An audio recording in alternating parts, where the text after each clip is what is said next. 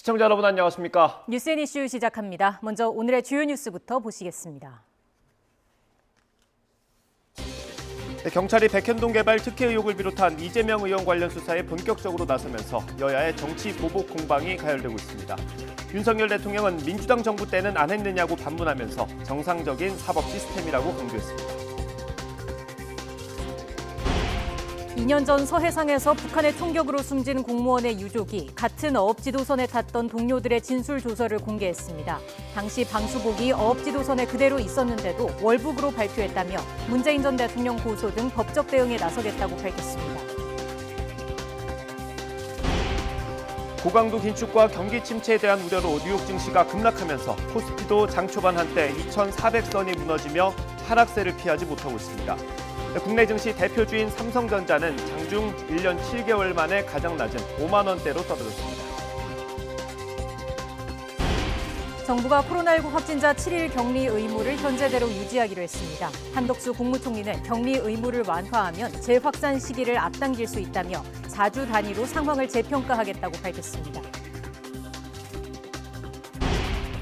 100억 원대 군 암호 장비 정비 용역을 수주한 무자격 업체가 수리 능력이 없어서 다른 업체에 재하청을 준 걸로 드러났습니다. 군사 비밀과 밀접하게 연관된 장비를 외부에 무단 유출한 것으로 군 당국은 이런 사실을 전혀 모르고 있었습니다.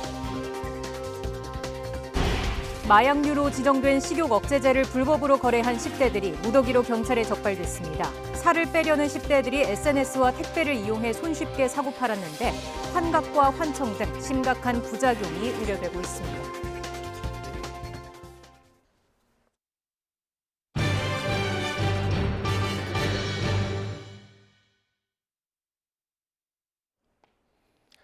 최근 산업부 블랙리스트와 대장동 의혹 수사에 대해 야당이 보복 수사라고 반발하는 가운데 윤석열 대통령이 민주당 정부 때는 안 했냐면서 정상적인 사법 시스템이라고 일축했습니다. 이전 정부에서 임명한 방통위원장과 권익위원장에 대해선 국무회의에 굳이 올 필요가 없는 사람이라고 말했습니다. 사실상 사퇴 압박으로 시사됩니다. 취재기자 연결해서 자세히 알아보겠습니다. 박소정 기자. 네, 용산 대통령실입니다. 네, 오늘 출근길 발언이 여럿 있었죠. 일단 검찰 수사에 대한 부분부터 짚어볼까요? 네, 거의 매일 아침 출근길에 취재진과 문답을 나누는 윤석열 대통령. 오늘 아침에는 출근하면서 정치 보복 수사라는 반발에 대한 질문이 나왔는데요. 경찰의 백현동 개발 사업 의혹 수사와 검찰의 산업부 블랙리스트 의혹 수사가 진행되는 것을 두고 야당에서 기획된 정치 보복 수사라고 주장을 하고 있죠. 윤 대통령은 정권이 교체되면 당연히 과거 일을 수사하는 것이라면서 민주당 정부 땐 안 했느냐고 반문을 했습니다. 직접 들어보겠습니다. 과거 일을 수사하지 미래 일을 수사할 수는 없잖아요. 그러면 다 과거 일부터 수사가 이루어지고 그리고 또 좀 지나고 나면 현 정부 일도 또 수사가 이루어지고 하는 것이지 뭐 민주당 정부 때는 안 했습니까? 그러니까 그거는 정상적인 사법 시스템을 자꾸 이렇게 정치 논쟁화하는 거는 좀 바람직하지 않다고 생각합니다. 네, 정상적 사법 시스템이다. 전 정권에서도 하지 않았느냐라는 말을 두고 정치적인 해석이 나오지 않을 수 없어 보이는데요. 이에 대해 대통령실 관계자는 오전 브리핑에서 과거 일을 수사하지 미래 일을 수사할 수 없지 않느냐고 대통령이 발언한 것은 일반론이다. 이렇게 선을 그었습니다. 수사에 대한 것이지 특정한 정치적 의도를 가진 말씀이 아니라고 거듭 해명했습니다. 네, 방통위원장과 국민권익위원장은 국무회의에 오지 말라는 뜻입니까?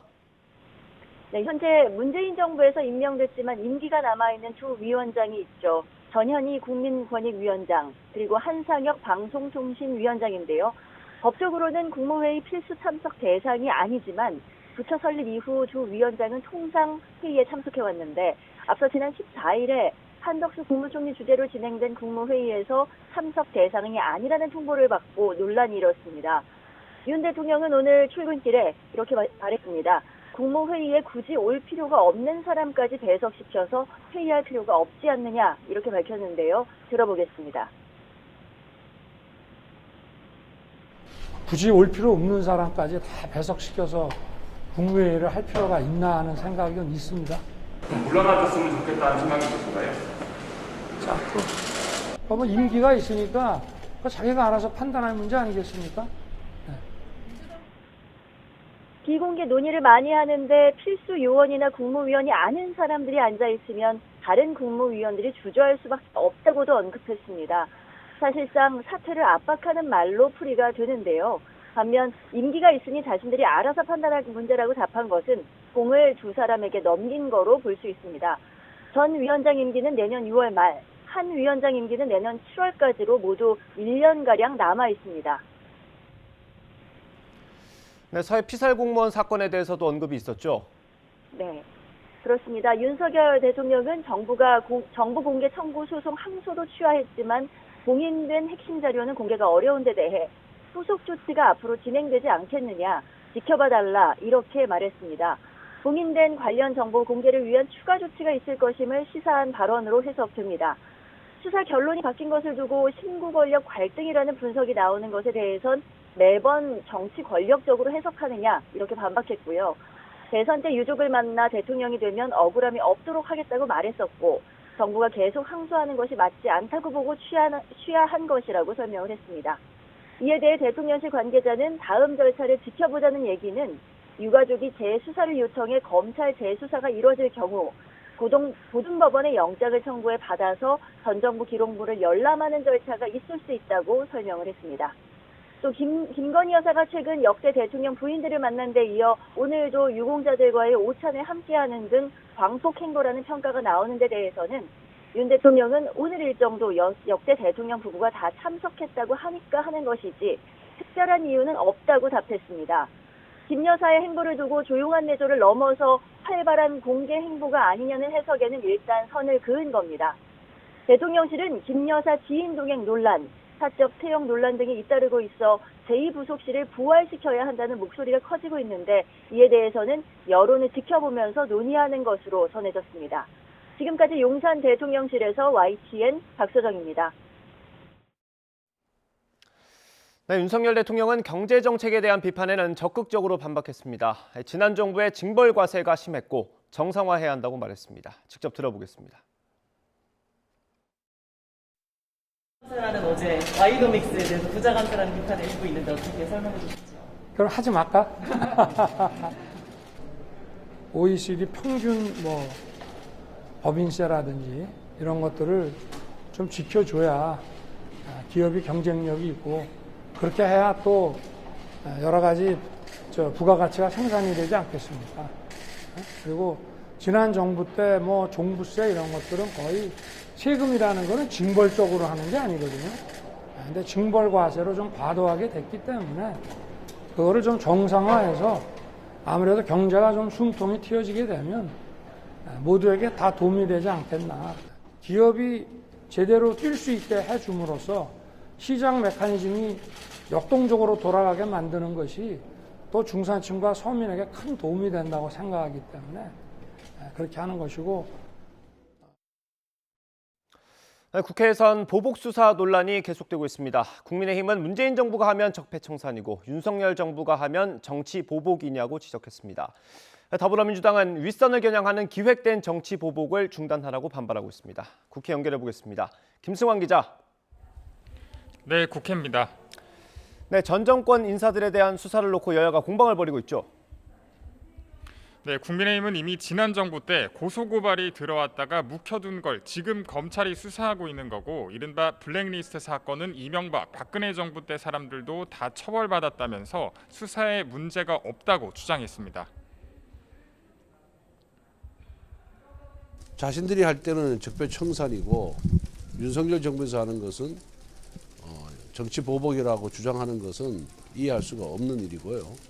당연히 문재인 정부에서 했어야 될 수사를 문재인 정부에서 막아서 못했던 사건을 이제 와서 하는 걸 갖고 무슨 정치 보복 운운하는 거는 언어 도단이다. 반면 더불어민주당은 야당 탄압용이자 국면 전환용 정치 수사라고 맹비난하면서 이에 대응하는 공식 기구를 비대위 차원에서 다음 주부터 발족시킨다는 계획입니다. 윤석열 정부는 출범 한 달 남짓 만에 검찰을 동원해 사정 공안 정국을 조성하고 정치 보복에 나섰습니다. 전 정권에 대한 먼지털이식 수사와 야당 인사를 겨냥한 표적 수사 등 검경을 동원한 기획 사정이 전방위적으로 이루어지고 있습니다. 이와 함께 전 정권에서 임명된 한상혁 방통위원장과 전현희 권익위원장 같이 임기가 정해진 장관급 공무원에 대한 사퇴 요구는 직권남용이라면서 검찰이 정부와 여당에 대해서도 압수수색에 나서라고 비판했습니다.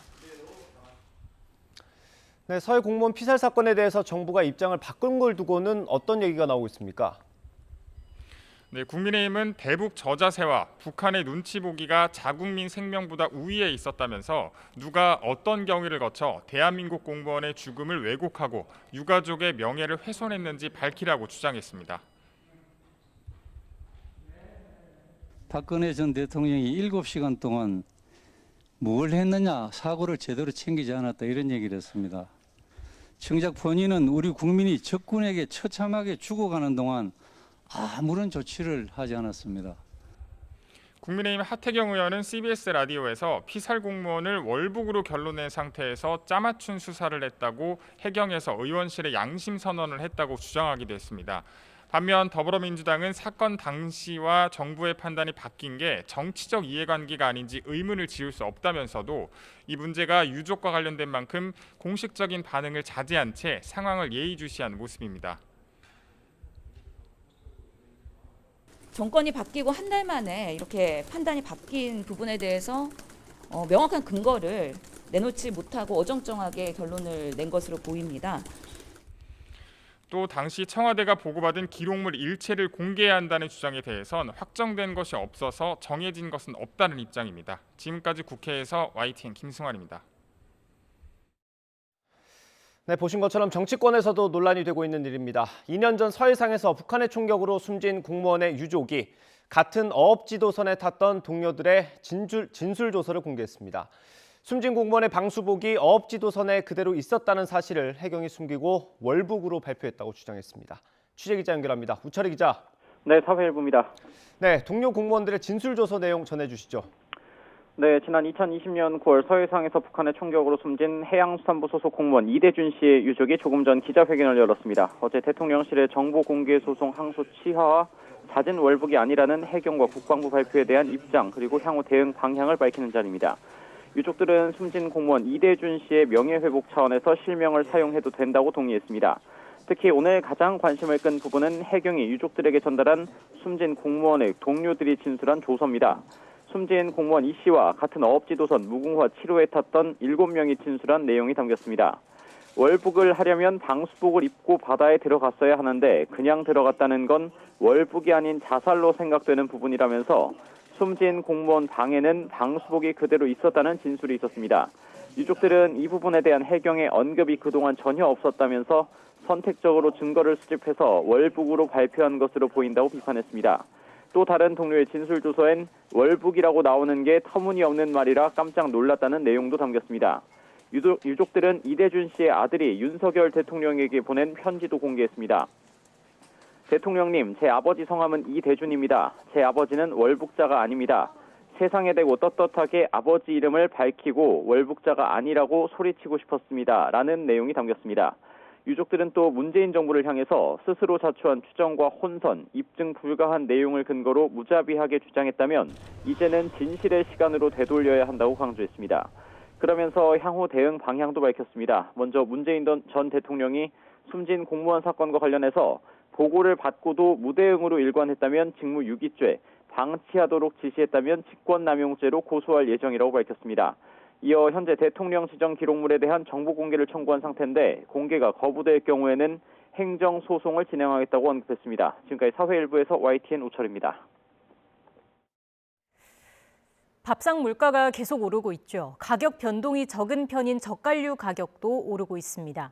특히 인기 식품인 명란젓의 경우 러시아산에 의존하는 경우가 많은데 러시아의 우크라이나 침공으로 수급에 어려움이 많다고 합니다. 자세한 상황 취재기자 연결해서 알아보겠습니다. 임성재 기자. 네, 서울 마포 농수산물시장에 나와 있습니다. 네, 최근 젓갈류 가격이 올랐고요. 앞으로도 더 오를 거라고 하는데 현재 상황 어떻습니까? 이곳은 명란젓 등 이 젓갈류를 파는 수산물 가게입니다.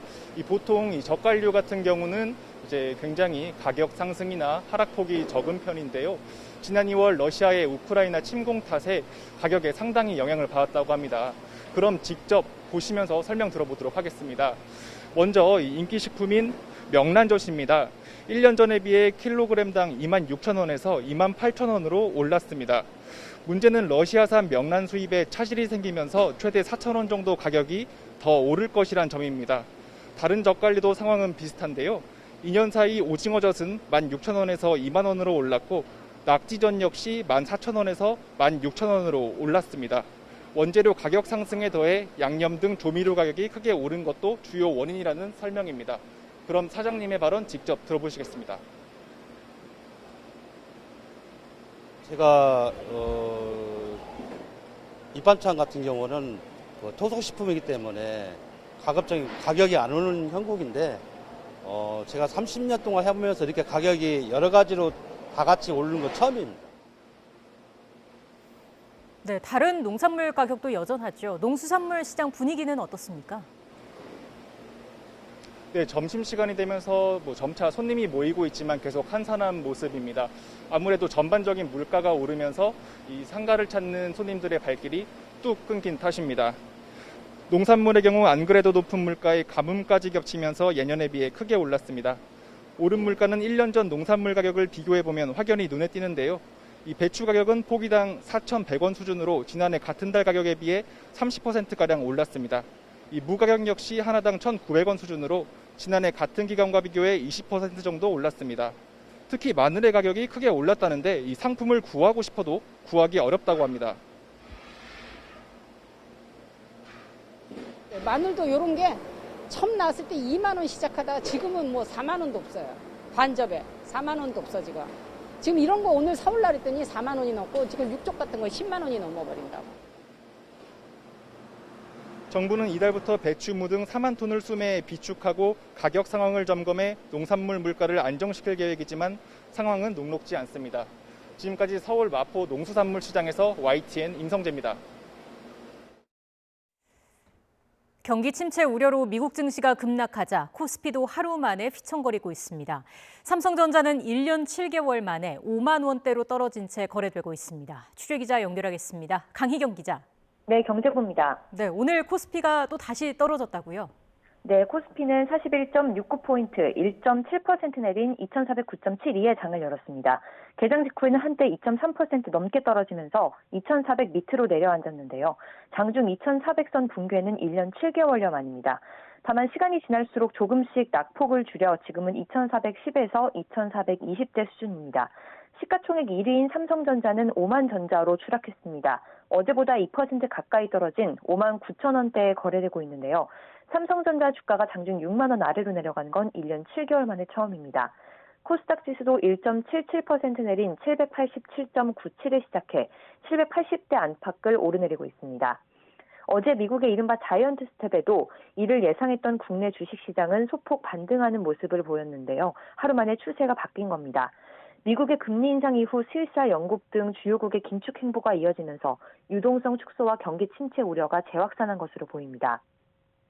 안전자산 선호 심리가 커지면서 원달러 환율은 2.4원 오른 1288원으로 시작해 1290원대를 재돌파했고 현재는 조금 떨어진 수준에서 오르내리고 있습니다.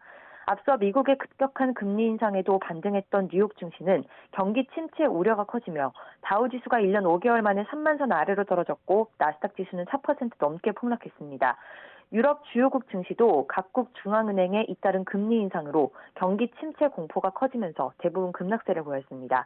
이 여파로 가상자산 시장도 덩달아 휘청이는 모습인데요.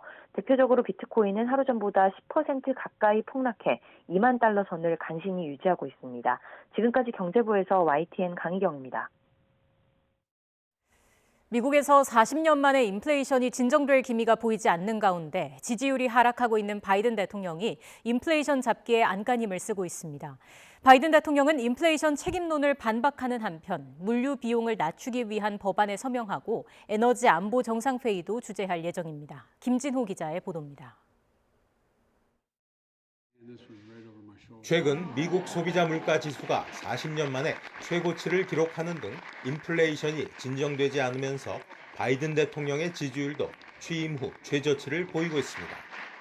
오는 11월 중간선거를 앞둔 바이든 대통령으로서는 인플레이션 잡기가 최우선 과제일 수밖에 없습니다. And I've said many times, tackling inflation is my number one priority. Inflation, there's no solace as inflation is higher around the rest of the world and gas prices are higher everywhere else in the world. 상황이 심각해지면서 바이든 대통령의 발걸음이 빨라지고 있습니다.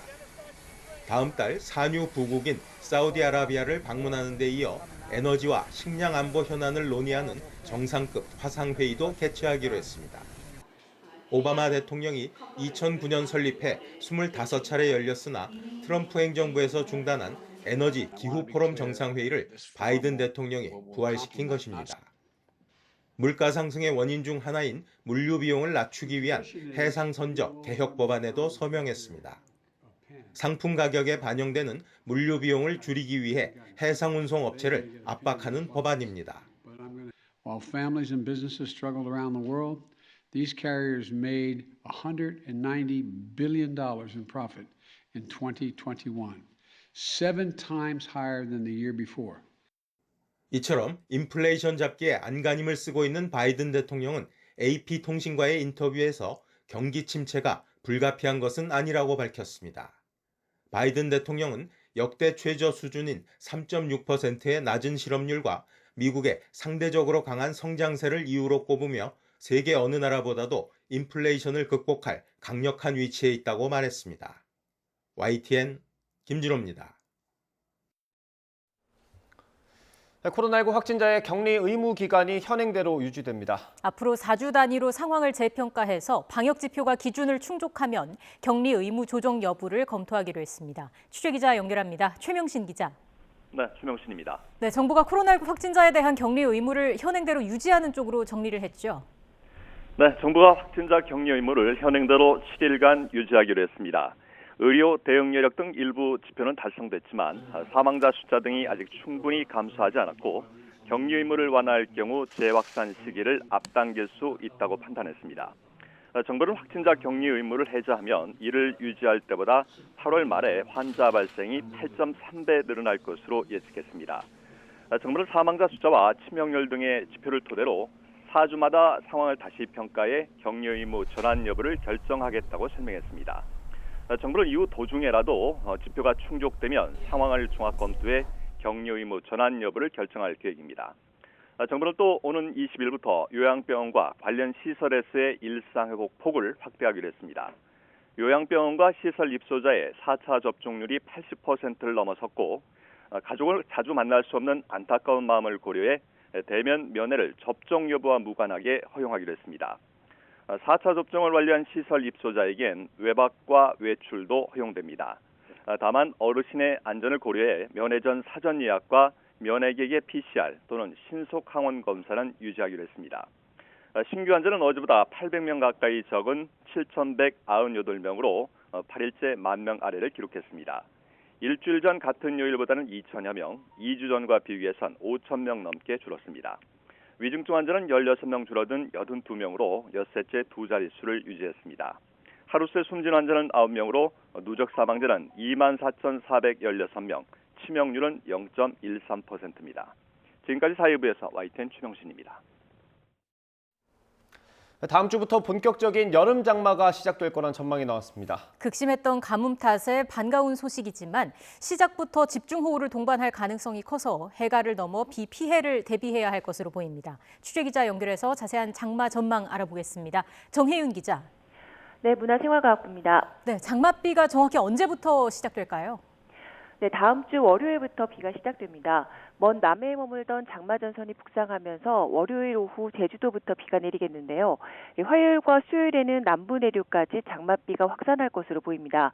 예보대로라면 올해 장마는 제주도는 예년보다 하루 늦고 남부지방은 예년보다 이틀가량 빠른 겁니다. 이후 주 후반에는 수도권을 제외한 충청도까지 장마전선이 북상할 것으로 보입니다. 네, 가뭄이 무척 심했는데 해가를 기대할 수 있습니까? 네, 그렇습니다. 장마전선을 사이에 두고 북쪽과 남쪽의 온도차가 심해서 많은 비가 내릴 것으로 보입니다. 현재 강수량이 100mm 정도 부족한데 부족한 양을 채우고도 남기 때문에 이번 비로 해갈이 가능합니다. 하지만 문제는 비가 더 강하게 내릴 수도 있다는 점인데요.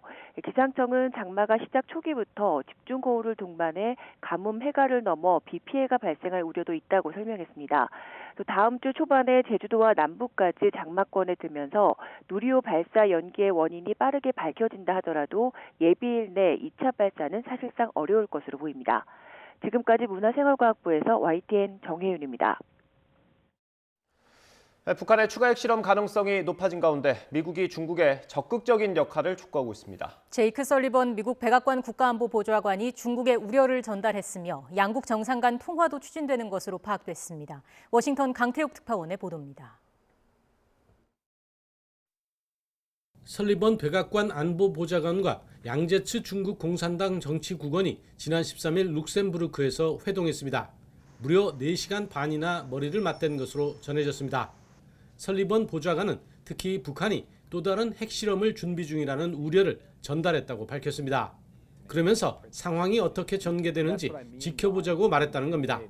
We have expressed our concern that North Korea is preparing to conduct another nuclear test. We have said that publicly. We have communicated that to China, and the proof will be in the pudding. Let's see how things play out. 또 유엔 안보리 대북 제재 결의에 중국이 거부권을 행사한 데 대해 우려를 표명했다고 설명했습니다.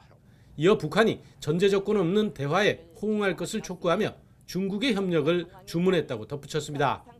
미국은 더 나아가 미중 정상 간 소통도 추진하는 것으로 보입니다.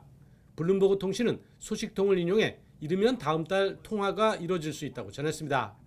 앞서 우리 정부도 중국의 역할이 중요하다는 의견을 미국에 피력했습니다.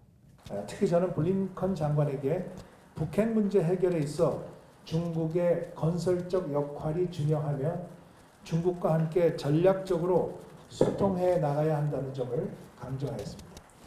미중 간 논의 과정에 중국의 러시아 지원 가능성이나 타이완 문제가 다뤄질 것으로 보입니다. 하지만 임박한 것으로 파악된 핵실험 등 북한 문제가 우선될 것이란 관측인데 설리번 보좌관도 북한 문제가 주요 주제라고 확인했습니다. 워싱턴에서 YTN 강태욱입니다. 프랑스와 독일을 포함한 EU 4개국 정상이 우크라이나를 전격 방문했습니다. 서방 정상의 우크라이나 방문은 러시아의 우크라이나 침공 이후 처음입니다. 우크라이나에 대한 무기 추가 지원과 EU 후보국 지위를 약속하면서 동부 지역 전투에서 열세에 몰린 우크라이나에 큰 힘이 될 것으로 보입니다. 김은건 기자의 보도입니다. 우크라이나 수도 키이우의 외곽 도시 이르핀, 프랑스와 독일, 이탈리아, 루마니아 등 EU 4개국 정상이 함께 전쟁 피해 현장을 둘러봅니다.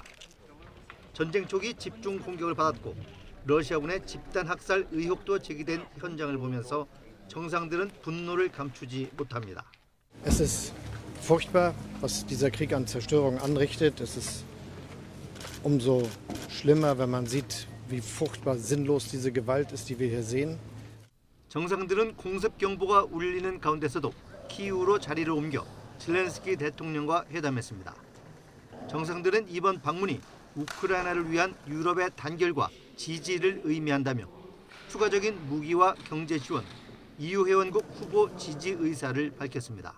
Nous avons enfin évoqué ensemble notre volonté de confirmer par les actes, au-delà des mots, que l'Ukraine fait partie de la famille européenne.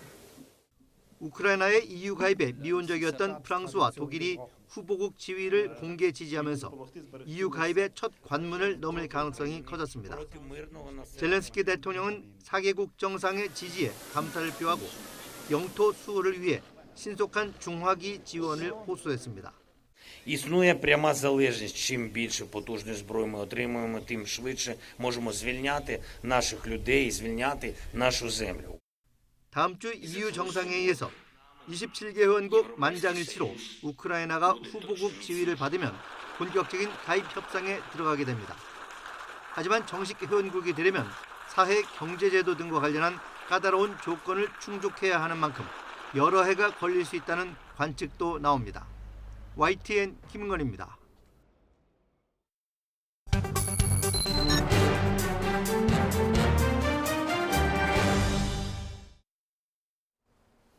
해경이 재작년 서해 공무원 피살 사건의 수사 결과를 뒤집으면서 파장이 커지고 있습니다. 네, 유족을 대리해서 정보 공개 소송을 진행한 김기윤 변호사 연결해서 유족 측 입장 자세히 들어보겠습니다. 전화로 연결돼 있습니다. 변호사님 나와 계시죠? 예, 안녕하세요. 김기훈 변호사입니다. 예, 안녕하십니까. 조금 전에 브리핑 끝나셨다고 들었습니다. 그 예, 발표하신 게 해경으로부터 받은 자료입니까? 예, 해경으로부터 어젯밤에 무궁화 10호 직원들 진술 조서하고 초동 수사를 받았는데요. 그중에서 무궁화 10호 진술 조서를 공개하였습니다. 예, 그 내용을 다시 한번 좀 상세하게 설명을 해주실까요? 예, 그 선원들 모두 얼북할 사람이 아니다, 얼북할 리가 없다 이렇게 예. 진술했고요. 가장 주목할 점은 방수복을 만약에 얼북했으면 방수복을 입고 갔을 텐데 방수복이 그대로 피살 공무원 방에 있었다라고 진술된 게 있습니다. 그리고 또 평소에 피살 공무원이 바다에 빠지면 3시간 내로 저체온증으로 죽는다 이렇게 말을 했습니다. 네. 즉 저체온증으로 3시간 만에 바다에 빠지면 죽는다는 피살 공무원이 방수복을 안 입고 얼북할 리는 없을 거라고 생각합니다. 예, 그 진술 받은 동료들은 몇 명이나 되고 그 같은 진술을 한 사람들이 몇 명이나 되는지도 궁금한데요. 예, 진술 조서는 오늘 총 8개를 받았는데요. 그중에 한 명이 2번은 진술을 받았기 때문에 진술 조서는 총 8개고 진술한 직원은 총 7명입니다. 자료를 받아보시고 나서 유족분들은 어떤 말씀을 좀 주로 하시던가요? 해경이 그동안 왜 정보 공개를 하지 않았는지에 대해서 이해를 하게 됐습니다. 해경에서는 월북이라고 발표를 했는데 예. 월북이 아닌 해경과 배치되는 그 진술들만 가득했기 때문에 해경이 왜 감추려고 했는지 이제 알게 됐습니다. 예, 수사 방향이 그러면 애초에 미리 정해져 있었다 이런 주장이신 겁니까? 어제 국방부 보도 자료에 그 청와대 안보실로부터 지침을 받았다고 되어 있습니다. 그래서 이 지침이 과연 월북을 조작하기 위한 지침인지 앞으로 살펴봐야 될 거라고 생각합니다. 그래서 서훈 전 국가안보실장을 상대로 고발을 할 예정입니다. 예, 그렇군요. 앞서 기자회견 그 내용을 좀 들여다보니까 이대준 씨 아들이 윤석열 대통령에게 편지도 보냈다고요? 예, 그 편지 내용은 정말 약속을 지켜줘서 감사하다. 그리고 지난 1년 9개월 동안 정말 월북으로 낙인 찍혀서 자기뿐만 아니라 동생, 그다음에 어머니 정말 모두 살기가 너무 힘들었는데 윤석열 대통령께서 이 부분을 정말 해결해 주셔서 너무 감사드린다고 말씀 주셨고 오늘 기자회견하면서 예. 어머니께서 대독을 하였는데요. 그 대독하다가 너무 많이 눈물을 흘리셔갖고 좀 시간이 많이 걸렸습니다. 예. 네, 그 유족분들께서 아무래도 긴 시간 좀 고통을 받으셨을 것 같습니다. 지금 유족분들 같은 경우는 실족이나 아니면 스스로 목숨을 끊으신 걸로 보고 있습니까? 스스로 목숨을 끊을 거라고 좀 생각하지 않고요. 아마 실족 사고사로 보고 있습니다. 혹시 뭐 어제나 오늘 윤석열 대통령으로부터 따로 연락을 받은 거는 없으실까요? 예, 아직 연락을 받은 건 없고요. 예. 오늘 아들이 윤석열 대통령께 편지를 썼는데 네. 꼭 만나 뵈서 감사 인사를 드리고 싶다 이렇게 편지 내용이 있습니다. 예, 그렇군요. 저희가 좀 이게 정리가 필요할 것 같아서요. 지금 정보 공개를 위한 소송을 진행 중이시지 않습니까? 지금 각 기관별로 어떻게 진행되고 있는지 좀 궁금합니다. 예, 이번에 저희들이 이제 처음에 국방부, 청와대, 그다음에 해양경찰 상대로 소송을 진행했었습니다. 예. 그 중에서 이제 청와대하고 해양경찰 상대로 승소했는데요. 이에 대해서 청와대하고 해양경찰이 항소를 했죠. 예. 그 중에서 이제 항소 기간 중에 시간이 문재인 대통령께서 이제 퇴임하면서 대통령 기록물로 지정하면서 퇴임하셨죠. 이 상태에서 이제 윤석열 정부에서 그 어제 항소차를 전부 다 했습니다. 청와대 예. 거하고 그다음에 해경 거. 그렇게 됨으로써 대통령 기록관으로 이송된 청와대 정보는 열람이 못했지만 해양경찰 열람은 하게 되었습니다. 그래서 지금 정보 공개 관련돼 가지고 소송을 진행한 건 없는데요. 예. 다만 그 헌법소원을 진행한 게 있습니다. 헌법소원 진행한 취지는 법원에서 결정으로 공개하라고 한 정보까지 대통령 기록물로 지정하는 것은 위헌이다라는 헌법소원을 제기한 상태입니다. 그리고 5월 25일 날 청와대 정보가 대통령 기록관으로 이관됐는데요. 예. 그 이관된 정보에 대해서 지금 정보 공개 청구를 한 상태입니다. 그래서 조만간 대통령 기록물 관장이 이거를 공개할지 아니면 공개하지 않을지에 대한 입장을 통지해준다고 하였습니다. 예. 그 가장 중요한 자료 가운데 하나가 국방부에 있는 자료일 텐데 국방부 건 어떻게 되는 겁니까? 국방부 거는 이제 저희들이 소송을 해보니까 군사 2급 기밀로 많이 지정이 되어 있더라고요. 변호인으로서 좀 많이 안타깝긴 한데 소송을 살펴보니까 군사 2급 기밀이 공개돼서 승소한 사례는 없더라고요. 그래서 이 부분에 대해서 아마 윤석열 정부에서 그 정보를 직접적으로 공개하지 않다 하더라도 만약에 선회해서 공개해준다고 하면은 유족들의 마음이 좀 달래질 것 같습니다. 예, 앞서 그 대통령 기록물이 국가안보 관련 정보를 대통령 지정 기록물로 정해서 비공개할 수 있도록 한 거는 위헌이다. 이런 판단에서 헌법 소원도 진행 중이다라는 말씀을 해주셨는데 이게 위헌 결정이 내려진다면은 뭐 정보 공개 길이 열리는 셈이기 때문에 결과에 더 관심이 집중이 되는 것 같은데 어떻게 좀 전망을 하고 계시는지요? 예, 그 헌법재판소에서 그 국민의 알 권리를 충족하기 위해서 법원에서 결정한 정보까지 공개하라고 결정한 정보까지 대통령 기록물로 지정하게 되면 국민의 알 권리가 심각하게 침해되죠. 그렇기 때문에 헌법재판소에서 아마 그 부분은 위헌으로 판단 내려질 거라고 기대하고 있습니다. 예, 그 대통령 기록물이어도 공개될 수 있는 요건들이 법적으로 있지 않습니까? 예. 예, 그 부분에 대한 준비도 따로 계십니까? 예, 오늘 그 기자회견에서 3가지를 밝혔는데요. 네. 첫 번째는 행정소송을 통해서 이제 밝히는 방법을 좀 저희들이 말씀드렸고, 두 번째는 대통령 기록물법상의 국회의원 제적의원의 3분의 2 이상이 찬성 의결을 하면은 공개가 될 수가 있습니다.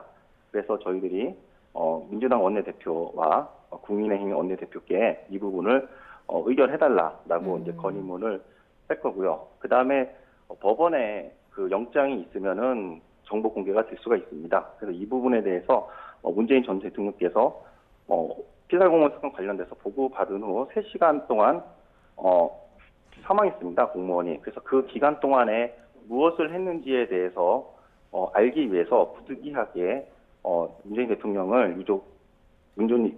대해서 유족이 고발할 수도 있습니다. 예, 어쨌든 요건이 까다롭지만 대비를 하고 계신 것으로 보이고요. 대통령실의 항소 취하가 정보 공개의 어떤 명분이 될 수 있다 이런 판단을 하고 계신 거죠? 예, 맞습니다. 대단히 감사드리는 일이고요. 그 대통령 기록물법이 그 정보공개법을 어느 정도 준용하고 있습니다. 그렇기 때문에 정보공개법에서 확정적으로 공개해도 안전보장을 해야 하지 않는다라고 판결을 받았기 때문에 추후 대통령 기록관장이 정보를 거부하더라도 행정소송에서 많이 유리할 것으로 생각됩니다. 예, 아무래도 유족분들께서 바라시는 건 좀 명예가 회복되길 바라실 것 같은데 어떻습니까? 예, 이제 그동안에 어머니께서 기자회견도 사실 많이 했습니다. 그러면서 기자회견 하면서 항상 얼굴을 모자이크 처리를 했죠. 근데 오늘 처음으로 이제 모자이크 처리도 하지 않고 그대로 아마 이제 방송에 기자회견 하셨고요. 그 다음에 그동안에 이제 돌아가신 분 피살 공무원의 성함을 한 번도 언론에 공개하지 한 적이 없습니다. 비공개 처리했는데 오늘 아들이 윤석열 대통령한테 편지를 쓰면서 자기 아버지 이름을 거기다가 또박또박 적었습니다.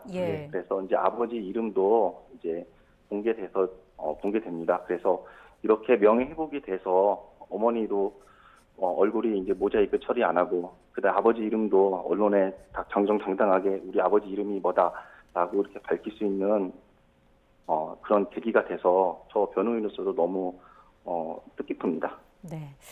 1년 9개월 만에 결과가 이렇게 또 뒤바뀌게 되면서 이와 관련된 내용들도 앞으로 많은 주목을 받게 될 것으로 보입니다. 오늘 말씀 여기까지 듣겠습니다. 지금까지 유족 측 김기윤 변호사와 이야기 나눠봤습니다. 고맙습니다. 예, 감사합니다.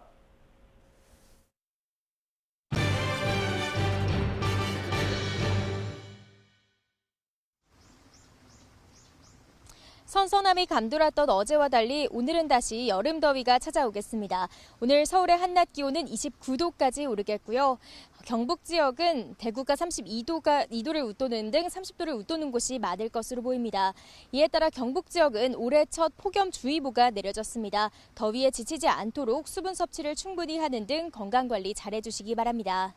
낮 동안 기온이 크게 오르면서 대기가 무척 불안정해져 오늘은 소나기 소식이 있습니다. 예상되는 소나기의 양은 5에서 40mm로 지역별로 강수차가 크게 나겠고요. 소나기가 내리는 동안 벼락과 돌풍이 동반되거나 우박이 떨어지는 곳도 있겠습니다. 시설물 관리와 안전사고에 유의하시기 바랍니다. 오늘은 낮 동안 대부분 30도 안팎을 보이며 덥겠습니다. 오늘 낮 기온 서울과 대전 29도, 광주 30도, 대구는 32도까지 오르겠습니다. 주말인 내일은 전국적으로 체감온도가 30도를 웃도는 곳이 많겠습니다. 또 내일 새벽 수도권 지역에는 비가, 오후부터는 중북부 지역에 소나기가 지나겠고요. 모레 오전에도 경기 북부와 영서 북부를 중심으로 또 한 차례 비가 내릴 전망입니다. 이후 다음 주부터는 본격적인 여름 장마가 시작될 것으로 보입니다. 월요일 제주도를 시작으로 주 중반에는 남부 내륙도 점차 장마권에 들 것으로 보이는데요. 집중호우가 동반될 가능성이 있는 만큼 비 피해 발생하지 않도록 각별히 주의해 주시기 바랍니다. 지금까지 YTN 윤수빈입니다.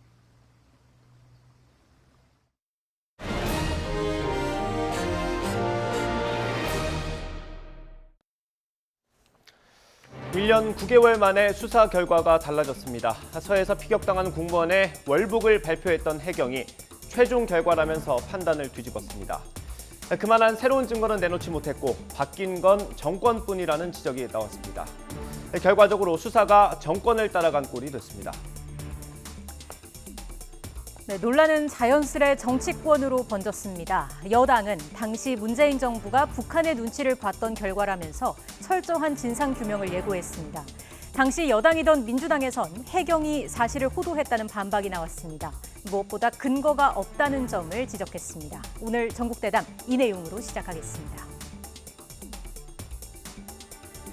북측의 월북 의사를 표명한 정황이 있었던 점, 또한 실종자가 항해사로서 연평도 주변 해역을 잘 알고 있었던 점, 그리고 표류 예측, 분석 결과 등을 종합하여 볼 때 실종자는 월북한 것으로 판단하고 있습니다. 국방부 발표 등에 근거해서 피해 공무원의 월북 등 여러 가능성을 열어두고 현장 조사와 국제 사법 공조 등 종합적인 수사를 진행했으나 월북 의도를 인정할 만한 증거는 발견하지 못했습니다.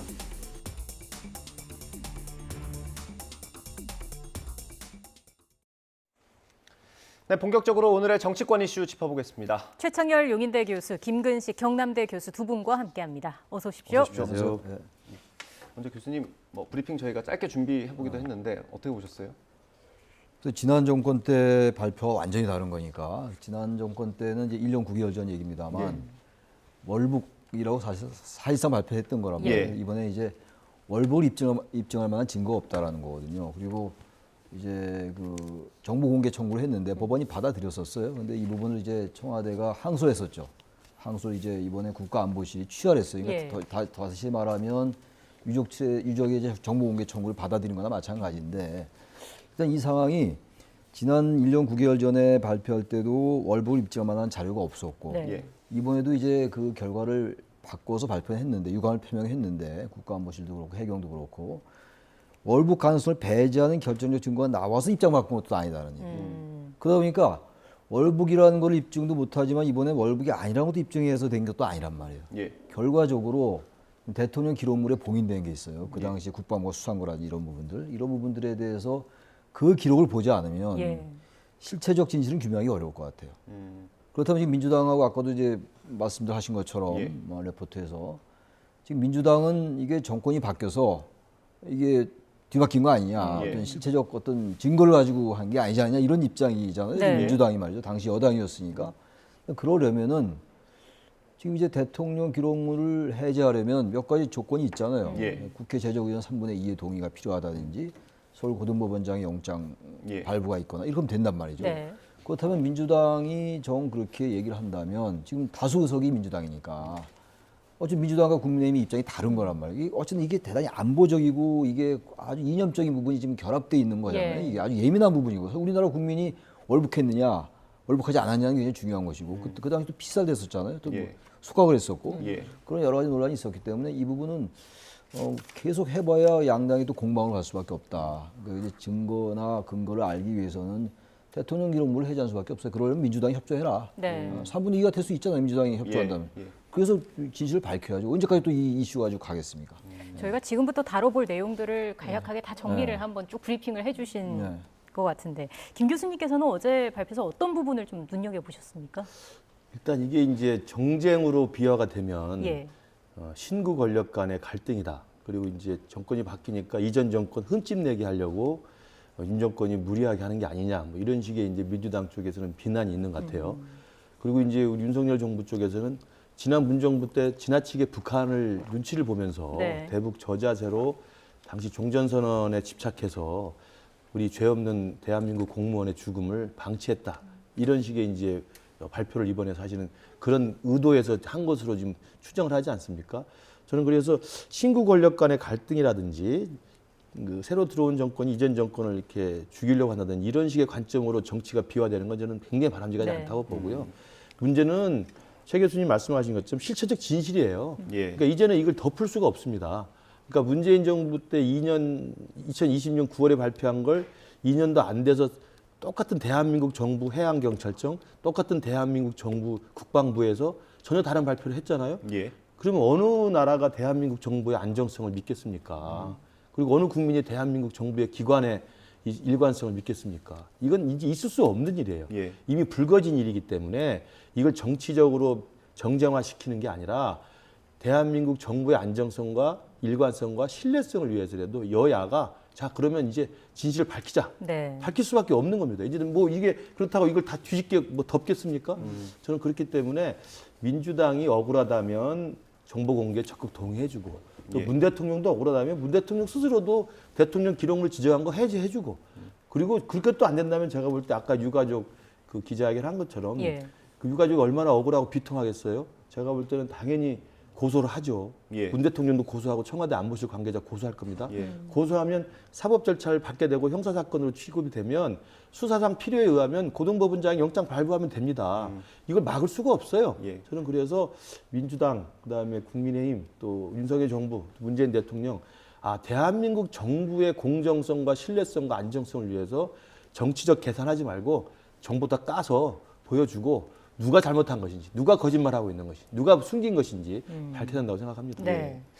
이게 2년 전과 사실 정반대의 결과가 나오면서 지금 정치권에도 파장이 계속 이어지고 있는데요. 정치권의 입장은 조금 정반대로 나왔습니다. 저희가 영상을 준비했는데요. 오늘 아침 라디오 인터뷰입니다. 한번 들어보겠습니다. 원래 해경이 이 정권 바뀌기 직전에 저한테 사실 양심선언을 했어요. 저희 의원실에 와서 수사하기 전에 이미 월북 결론이 나 있었다. 수사를 들어가기 시작하기 전에 이미 월북 결론이 나 있었다는 거죠.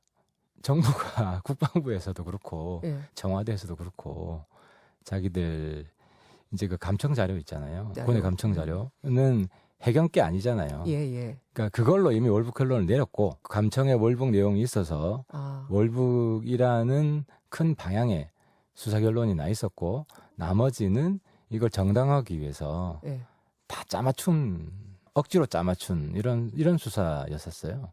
그거를 하의원 의원실에 와서 저한테는 해경이 얘기했어요. 그렇죠. 이제 수사하기 전에 이미 결론 나 있었고 그럼 나머지 근거들은 해경이 발표한 거를 해경 스스로가 아무 이유 없이 뒤집는다? 그다음에 두 번째로는 윤석열 대통령이 후보 시절부터 가족들 그러니까 피살된 그 해수부 공무원 가족들 만나서 내가 되면 그건 진상규명 하겠다고 했거든요. 그러니까 거꾸로 얘기하면은 이거는 대통령 관심 사안이고 윤석열 대통령이 지시를 해서 해수부가 근거도 없이 발표를 지금 뒤집은 셈이 되는 거고요. 이것은 일종의 국가안보 내지는 이런 것과 관련된 사안 아니에요. 아주 예민한 사안인데 그러면 당시에 감청자료 이런 거 다 공개를 하라는 얘기 아니에요. 그래서 이거는 앞뒤가 안 맞고요. 우선 근거를 대야 돼요. 월북이 아니라는. 그다음에 해수부가 알아서 했느냐. 그게 아니라면은 이거는 일종의 음모 기획이에요. 하태경 의원의 얘기를 들어보면요. 군 정보자산으로 이미 결론은 내려놨고 해경이 그걸 뒷받침하는 근거를 갖다 댔다. 뭐 이런 취지인 것 같아요. 어떻게 보세요? 근데 지금 최재성 의원 얘기가 그럼 감청 자료를 공개하라는 얘기냐 이런 얘기잖아요. 근데 감청 자료 공개할 수 없죠. 그런데 저 부분을 그럼 언제까지 저 공방으로 갈 거냐. 이제 공방이 시작이잖아요.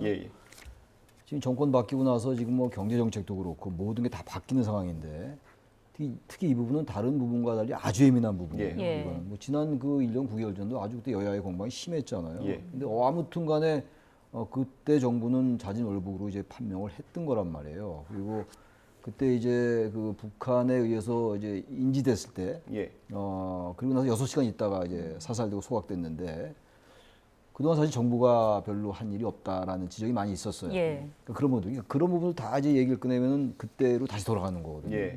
그러면 계속 이제 같은 얘기들이에요. 진실이 무엇인지 모르지만 자신들에게 유리한 그 선택적인 증거와 이제 여러 가지 정황을 가지고 얘기를 할 거 아니겠어요. 지금 하태경 의원이나 지금 최재성 전 의원도 지금 그런 얘기 아니에요. 전혀 다른 관점에서 얘기하고 있단 말이에요. 그러니까 이게 우리나라 정치에서 이게 이런 부분들이 거의 일상화되어 있단 말이죠. 이거 완전 정쟁이거든요. 아까 김 교수님 말씀처럼. 그리고 이거는 뭐 특히 이제 다른 부분과 달라서 보수 진보의 가장 예민한 이념적인 문제가 또 결부될 수 있는 것이고 북한에 대한 태도의 문제, 그리고 지난 정권이 과연 북한의 눈치를 봤느냐 안 봤느냐. 이번 정권 들어서 대북 강경책이라든지 아무래도 이제 안보 정책 완전히 바뀐 상황인데 그런 것과 결부되어 있기 때문에 그래서 감청 자료를 공개할 수는 없다 하더라도요. 법원의 결정에 의해서 그런 것들을 제외하고 만약에 전향적으로 이제 대처한다면 민주당도 저렇게 의견이 달라서 언제까지 또 가겠냐고요. 그렇게 경제는 지금 어려운데 그렇다면 이거는 그런 자료를 기술적으로 빼고 법원의 결정이 필요하겠죠. 그리고 국회에서도 만약에 그런 여야 합의로 해서 동의해서 3분의 2의 동의를 얻어낸다면 밝힐 수 있을 것 같아요. 이걸 못 밝히고 계속 이제 월북 증거도 없지만 월북이 아니라는 증거도 없다는 얘기 아니에요? 이런 사실 엉터리 논쟁이 어디 있습니까? 똑같은 얘기들의 반복이란 말이에요. 그래서 이거는 아까 말씀드렸던 것처럼 전향적으로 방법이 있을 거예요. 구체적이고 최소한의 근거를 가지고 주장들을 해야죠. 아닌 게 아니라 정권이 안 바뀌었으면 이 얘기는 나오지 않았을 거 아닙니까? 그러나 그렇다고 해서 또 이 정권 입장에서 윤석열 정부 입장에서 볼 때는 정권이 바뀌었으니까 우리가 진실을 밝히는 거다라고 얘기할 수 있는 것이고 각자 입장에 따라 똑같은 얘기이기 때문에 이거는 그 현재 있는 자료를 어떻게든 대한민국 국민이 합의하면 되는 거거든요. 못 밝히는 게 어디 있습니까? 몇 가지 조건이 있는 거였잖아요, 아까. 그런 것들을 좀 전향적으로 검토를 해라. 그 말씀을 드립니다. 그 감청 자료 말씀해 주셨는데 이거 1심에서도 얘기가 있었던 거잖아요. 이게 뭐 전체 공개는 아니더라도 유족에게만큼은 어떻게 좀 돌려서 이야기가 가고 이런 건 안 됩니까? 그 정보 공개를 청구했을 때 1심 재판부에서 해경의 초동 수사 자료라든지 진술자의 그 진술이라든지 청와대 안보실의 자료라든지 이건 공개하도록 돼 있습니다. 일부에 대해서. 근데 그걸 이제 당시 문재인 정부 때 청와대 해경에서는 거부를 했고 항소를 했던 거죠. 그걸 어제부로 항소를 취하했기 때문에 오늘 유가족 기자회견에서 해경이 제출한 그 자료를 지금 공개한 거예요.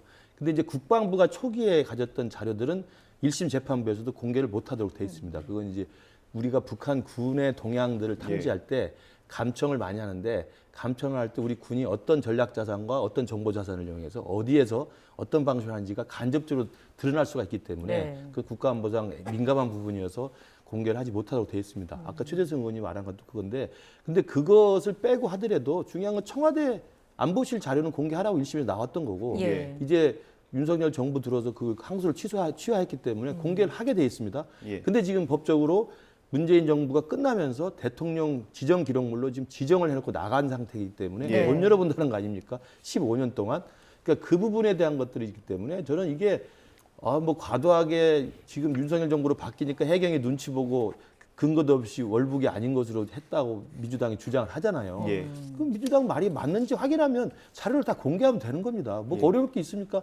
최재성 전 의원이나 윤건영 의원이 그렇게 정말 당당하고 월북으로 판단할 근거가 있었다고 한다면 당연히 청와대 안보실 자료 까고 국방부에서도 SI 같은 특수 자료, 정보 자료를 그 데이터 원천 로우 데이터는 못 간다 하더라도 분석한 자료가 있을 거 아닙니까? 청와대 보고한 자료가 있을 거 아닙니까? 해경도 그 자료가 있을 거고 그걸 다 공개해서 여야가 다 같이 머리를 맞대고 한번 열람해 보고 그다음에 그걸 그 국민들에게 다 알려주고 그리고 판단할 수 있게 해주면 되는 것이기 때문에 저는 어려울 게 전혀 없다고 생각합니다. 민주당이 윤석열 정부가 과도하게 전 정부를 죽이려고 하고 있다고 생각한다면 그렇기 위해서 그걸 밝히기 위해서라도 이 대통령 지정 기록물에 돼 있는 청와대 안보실 보고 내용, 지시 내용, 점검 내용 이것들을 다 보고 라인까지 다 공개를 하면 된다고 생각합니다. 예. 네. 사실은 저희도 이제 자료가 좀 공개됐으면 좋겠는데 이게 말씀하신 것처럼 너무 로우 데이터 같은 것들이 공개가 되면 안보에 좀 직결되기 때문에 어느 정도 제한된 자료만 공개됐을 때 혹시 이게 그냥 또 정쟁으로 흐르지 않을까 이런 생각도 할 수 있을 것 같아요. 모르겠어요. 만약에 공개가 된다면 공개가 될지 안 될지도 모르지만 공개가 됐을 때 어느 범위까지 공개될지 전혀 알 수 없어요, 지금. 거기 예민한 부분이 분명히 있을 거예요. 군에 관련된 것들. 그건 뭐 공개하면 안 되는 거니까 앞서 말씀하신 것처럼. 그렇다고 해서 같은 말씀입니다만 이대로 코끼리 저기 다리 장님이 만지는 거나 마찬가지로 선택적으로 어떤 정황을 가지고 계속 도박 때문에 월북했을 것이다. 그렇지 않다. 계속 이 얘기를 지난 1년 9개월 전에도 계속 했던 얘기잖아요. 1년 9개월 전에도. 지금 그 얘기를 또 다시 되풀이할 겁니까? 그렇게 해서는 안 되는 거고 예민한 부분들은 제외하더라도 저는 어떤 충분한 정황 같은 게 만약에 공개된다면 그걸 빼고 공개가 되더라도 말이죠. 우리들의 일반적인 통념이나 보편적인 상식이 있는 거거든요. 아, 이건 월북이 아니다. 이건 월북이다. 라는 게 판단이 될 거예요. 왜 판단이 안 되겠어요? 완전히 다 그 감청 자산이나 감청 자료 이런 게 다 공개돼야만 이 진실이 밝혀진다고 생각하지 않거든요. 예. 의지만 있다면 그건 그게 서로 마찬가지예요. 정말로 양당 다 마찬가지고. 네. 그래서 이건 공개하는 쪽으로 가야 될 것 같은데 글쎄요, 뭐 동의를 그렇게 해서 국회에서 3분의 2로 그렇게 되기 쉽지 않을 것 같아요. 우리나라 그동안 여러 가지 이런 어떤 이슈나 이런 예민한 안보에 관련된 이슈의 그 경로를 보면 논쟁 경로를 보면은 또 이대로 가다가 더 유야무야 되면 서로 비방하고 비난하고 끝날 공산이 크다. 근데 그렇게 되면 안 된다는 말씀 다시 드리는 거죠. 네. 저희가 잠시 그 시계를 2020년 9월로 좀 돌려보겠습니다. 준비한 영상이 하나 있는데요. 2020년 9월 사건이 일어난 당시에 국회 외통위에서 북한 김정은 위원장의 사과를 두고 여야의 입장이 극명하게 엇갈렸습니다. 당시 상황 모습 잠시 보시겠습니다. 제가 알기로는 최근에 10년 내에 있었던 남북관계 좋지 않았던 사건, 즉 박광자 씨 건, 천안함 사건, 연평도 포격 사건, 목함질 사건 모두 우리 정부는 북에 온당한 유감 표명과 사과를 요구했습니다. 그에 대한 북의 사과나 유감 표명이 있었습니까?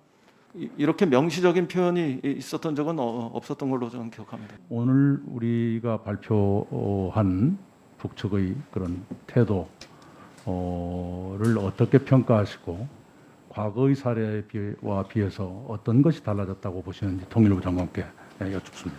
과거에 몇 번의 사례를 통해서 유감이라는 표현이 사용된 적은 있습니다. 그러나 미안하다는 이런 구체적인 표현이 됐던 것은 딱 2번 있었는데요. 그 중에서도 이렇게 두 번씩이나 하나의 그 전문 속에서 2번씩이나 미안하다는 입장을 밝힌 것은 처음 있는 일이기 때문에 좀 이례적이다 이렇게 저는 평가합니다. 오늘 우리 국민이 살해됐습니다. 그런데 그 피해자, 그 유가족의 견지에서 울분을 토해야 할 이 자리가 김정은의 북한 통일전선변의 편지 한마당에 그걸 한 장 그걸 가지고 이게 뭐 정말 얼마나 신속한 답변이냐, 뭐 미안하다는 표현이 2번 들었다. 이러면서 가해자를 뭐 어느 또 이런 입장을 좀 더 두둔해지는 이런 자리로 되는 거 벌써 나는. 네, 1년 9개월 전의 모습인데 교수님 기억하시죠? 그럼요. 당시? 네. 그게 이제 22일 날 이 사고가 있었고 그래서 그 실종되자마자 바로 해경에서 보고가 됐고 국방부도 다 군도 알고 있었던 겁니다. 예. 그리고 북한군과 그 실종 표류했던 그 공무원이 이제 접촉 관계 또 파악이 됐고 그리고 밤 10시경에 살해돼서 소각된 것까지 다 파악이 됐었습니다. 예. 그런데 그때도 또 논란이 됐습니다만 그때 한 7시간 정도의 구출할 수 있는 시간이 있었음에도 불구하고 그걸 방치했다는 논란이 분명히 있었고요. 예. 그리고 살해되고 소각됐음에도 불구하고 대통령의 그날 밤 유엔 총회에서의 종전선언 연설 때문에 굉장히 늑장 보고가 돼서 그날 아침에 보고됐던 것도 논란이 많았습니다. 그때 왜 보고가 늦었냐고 했을 때 민주당 어느 의원이 했던 말 중에 제 기억나는 건 주무시는데 어떻게 깨우냐 그랬습니다.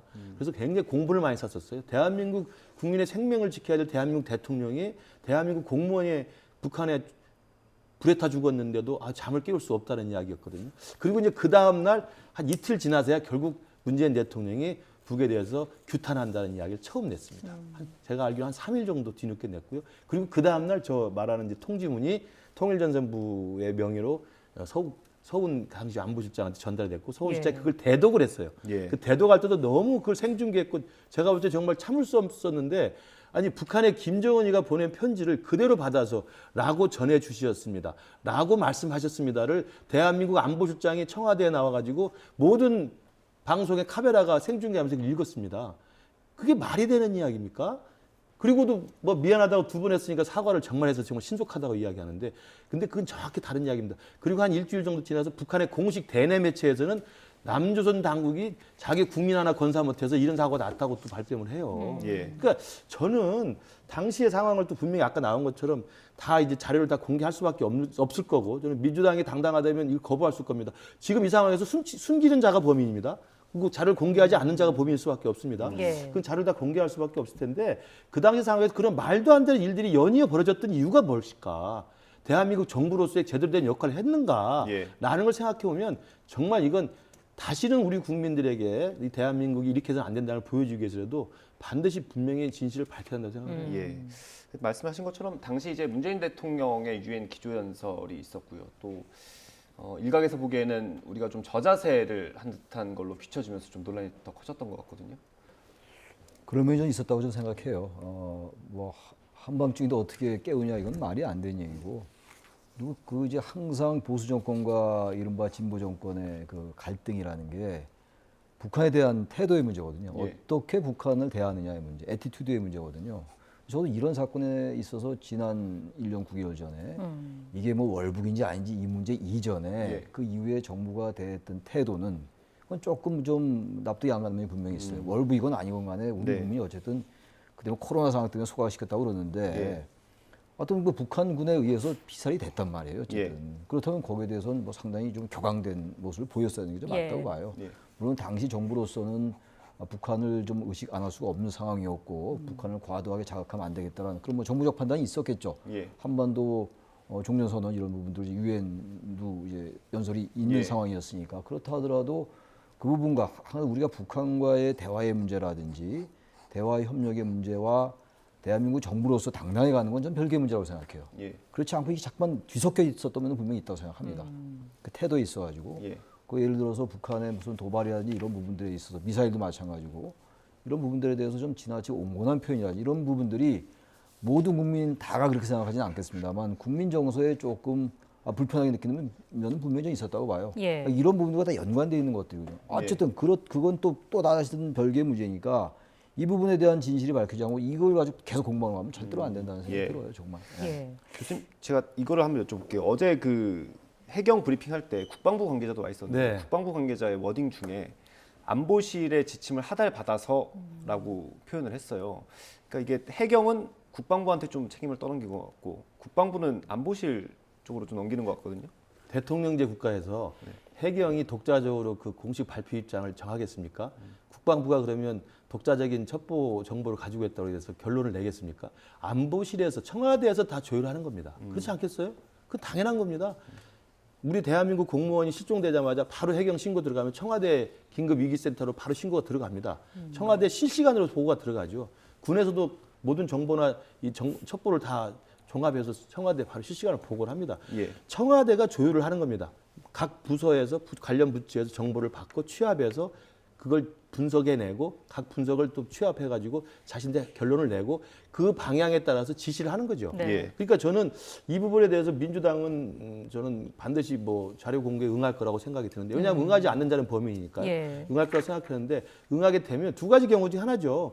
당시 2년 전 2020년 9월에 문재인 정부가 당시 대한민국 국민이 죽었음에도 불구하고 북한의 눈치 보기를 위해서 이 부분을 축소했거나 아니면 아까 말씀드린 대로 굉장히 그 방치했거나 직무를 유기했다고 하는 그런 어떤 논란에서 벗어나기 위해서 생각했던 게 뭐겠습니까? 제가 개인적으로 생각해도 이게 추측입니다만 그러면 이 사람이 월북을 한 걸로 하면 조금 우리가 좀 책임을 좀 덜하지 않을까? 왜냐하면 대한민국 국민을 죽인 것을 방치했다고 욕을 먹는 판인데 이 사람은 대한민국 국민이 아니고 대한민국을 버리고 북으로 간 사람이야. 그러니까 좀 그렇잖아. 이렇게 될 수 있는 거거든요. 그래서 월북이라고 추정된다는 건 뒤늦게 나와요.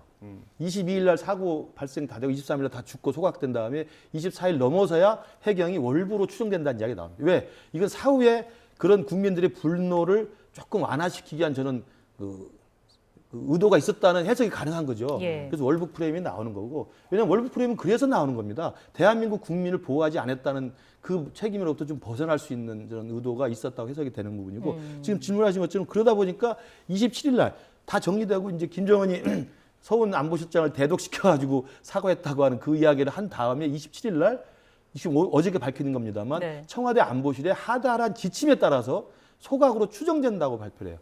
그전에는 국방부가 분명히 소각했다는 걸 확인했다고 나옵니다. 예. 그러니까 그 이틀 전에는 국방부가 당시 문재인 정부지만 소각한 걸 확인했다고 발표했는데 이틀 뒤에 청와대 안보실에 지침이 하달을 받아가지고 소각으로 추정된다고 좀 수준을 낮춘 겁니다. 이게 모든 게 뭘 지금 증명하겠습니까?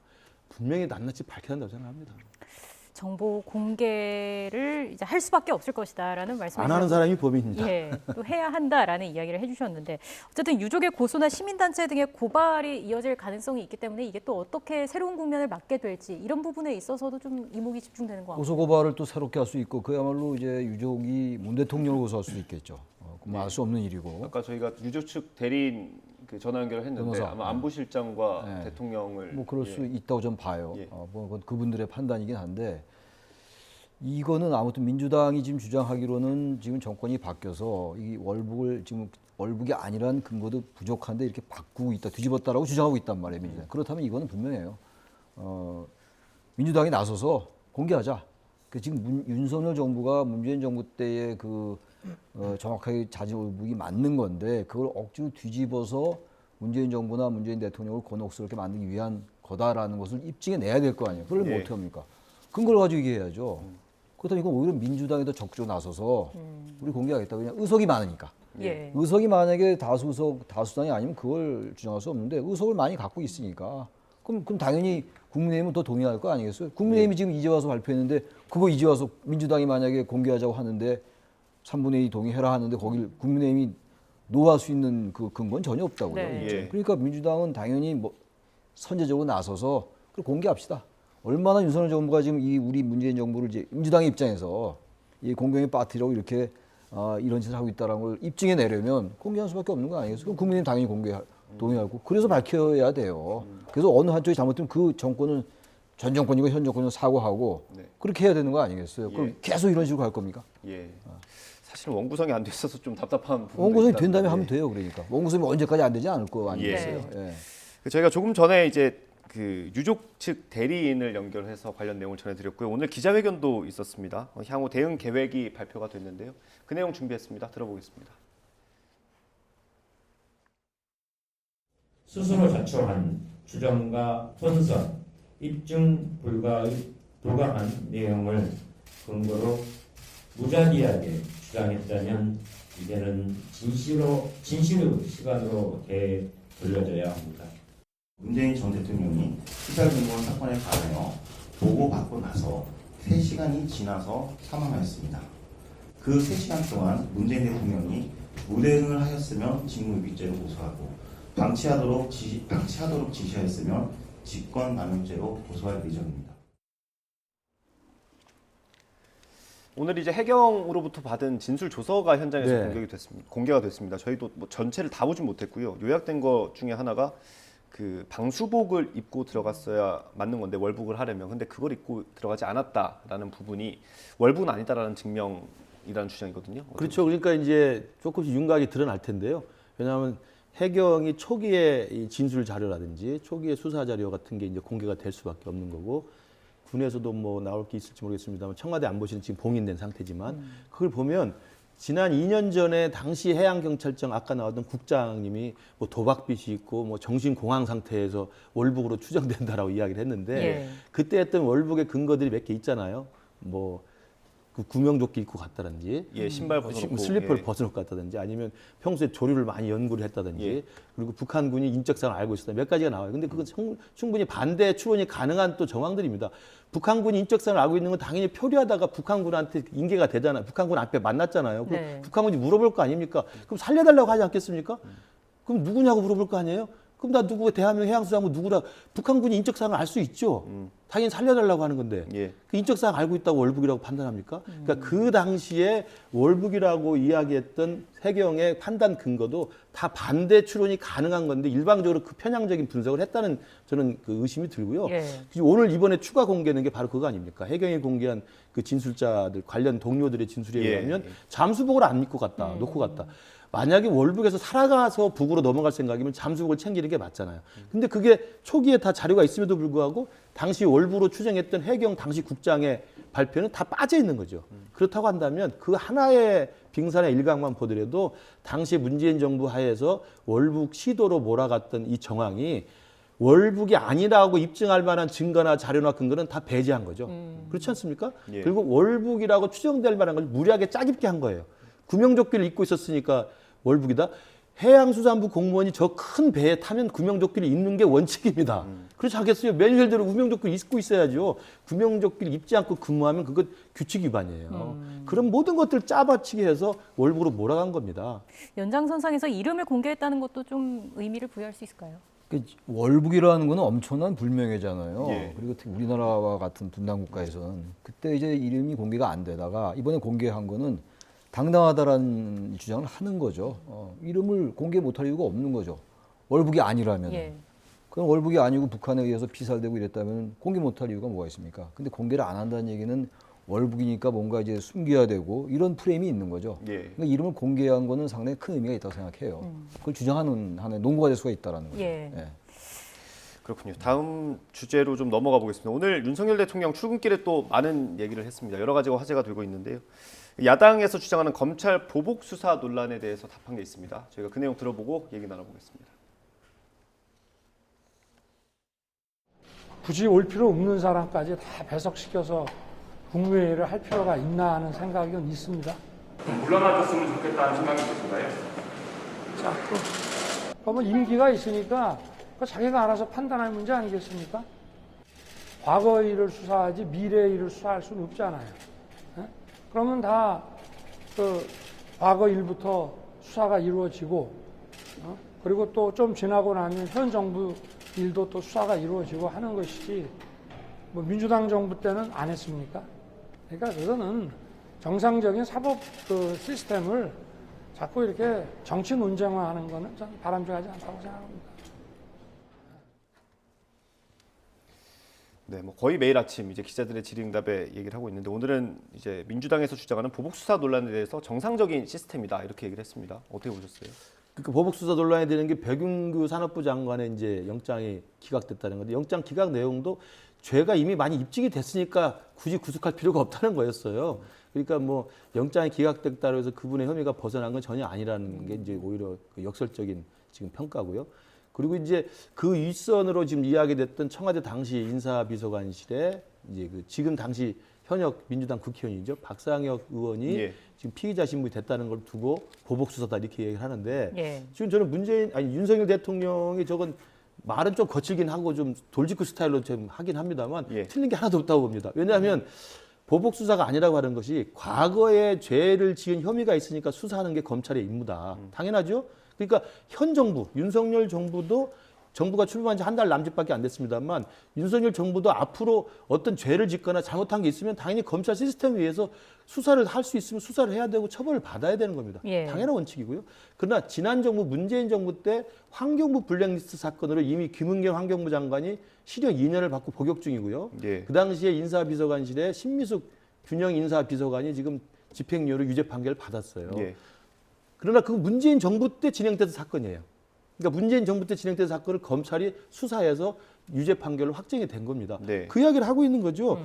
미래 일을 하는 게 아니라 과거 일을 수사하는 것이고 문재인 정부 때 한 거 아닙니까? 저는 그 문재인 정부 때 한 거 아닙니까? 하지 않았습니까가 그때도 보복 수사했냐 이렇게 저는 오해하면 안 된다고 보고요. 제가 딱 그 윤석열 대통령을 아는 그 돌직구 스타일로 제가 해석해 보면 아니 이 블랙리스트 사건은 김은경 환경부 장관과 당시 신미숙 균형인사 비서관을 처벌을 해서 유죄 판결을 받은 것처럼 문재인 정부 때 한 거다. 그러니까 우리가 지금 들어서서 하는 게 아니라는 거예요. 그 똑같은 법 논리로 똑같은 사건 유사 방식으로 지금 산업부 블랙리스트 사건을 이미 3년 전에 고소된 사건을 이제 지금 하고 있는 거거든요. 그것도 윤석열 정부 들어와서 한 게 아니고 문재인 정부 말기에 지난해부터 시작을 한 겁니다. 그러니까 저는 윤석열 대통령의 저 말이 좀 거칠게는 들리지만 보복 수사를 정당화하는 말은 전혀 아니라는 말을 제가 말씀드립니다. 예. 그리고 한상혁 전현희 위원장 국무회의 배제에 대한 생각도 밝혔잖아요. 이 부분은 어떻게 들으셨습니까? 네, 그 이제 국민권익위원장하고 방통위원장은 국무위원은 아니에요. 장관급 예. 인사긴 예, 예. 한데, 근데 이제 계속 관례적으로 국무회의에 참석해 왔잖아요. 그러니까 뭐 그거를 이제 국무위원은 아닌데 왜 참석해야 되냐라고 윤 대통령이 얘기했잖아요. 근데 저는 뭐 그건 그게 중요한 것 같지 않고. 이런 자리가 과연 이제 어떻게 이제 임기가 있는 자리, 네. 임기제인데 그건 정권이 바뀌면 다 그만둬야 되는 것이냐의 논쟁이에요. 요즘 나오는 게. 지난번에 인수위 때도 그 뭐 공공위원장 인사를 두고 그야말로 신구 권력이 충돌했었단 네. 말이에요. 이 부분을 무조건 지금 그만두라고 할 수 없어요. 김은경 장관 얘기 방금 했습니다만 예. 지금 괜히 윤석열 정부가 그렇게 했다간 똑같은 일이 벌어지는 거라서 그건 예. 말이 안 되는 거고. 그러나 이 임기제의 취지를 살리는 게 맞지만 전현희 국민권익위원장은 민주당 의원이었고 예. 한상혁 방통위원장 같은 경우도 의원은 아니었습니다만 굳이 이제 그 편을 가른다면 상당히 지난 정권 친화적이었잖아요, 사실. 그 예. 논란이 많이 있었잖아요. 예. 그렇다면 정무적으로는 이분들이 그만두는 게 좀 맞다고 봐요. 그렇다고 현 정부가 이거 자꾸 무슨 권선호 원내대표도 뭐 사퇴 압박으로 이제 해석될 수 있는 발언들을 하던데 그건 전 예. 바람직하지 않다고 봐요. 어쨌든 임기제라는 게 있잖아요. 예. 네. 그렇다면은 적어도 절차적인 정당성의 문제가 있기 때문에 예.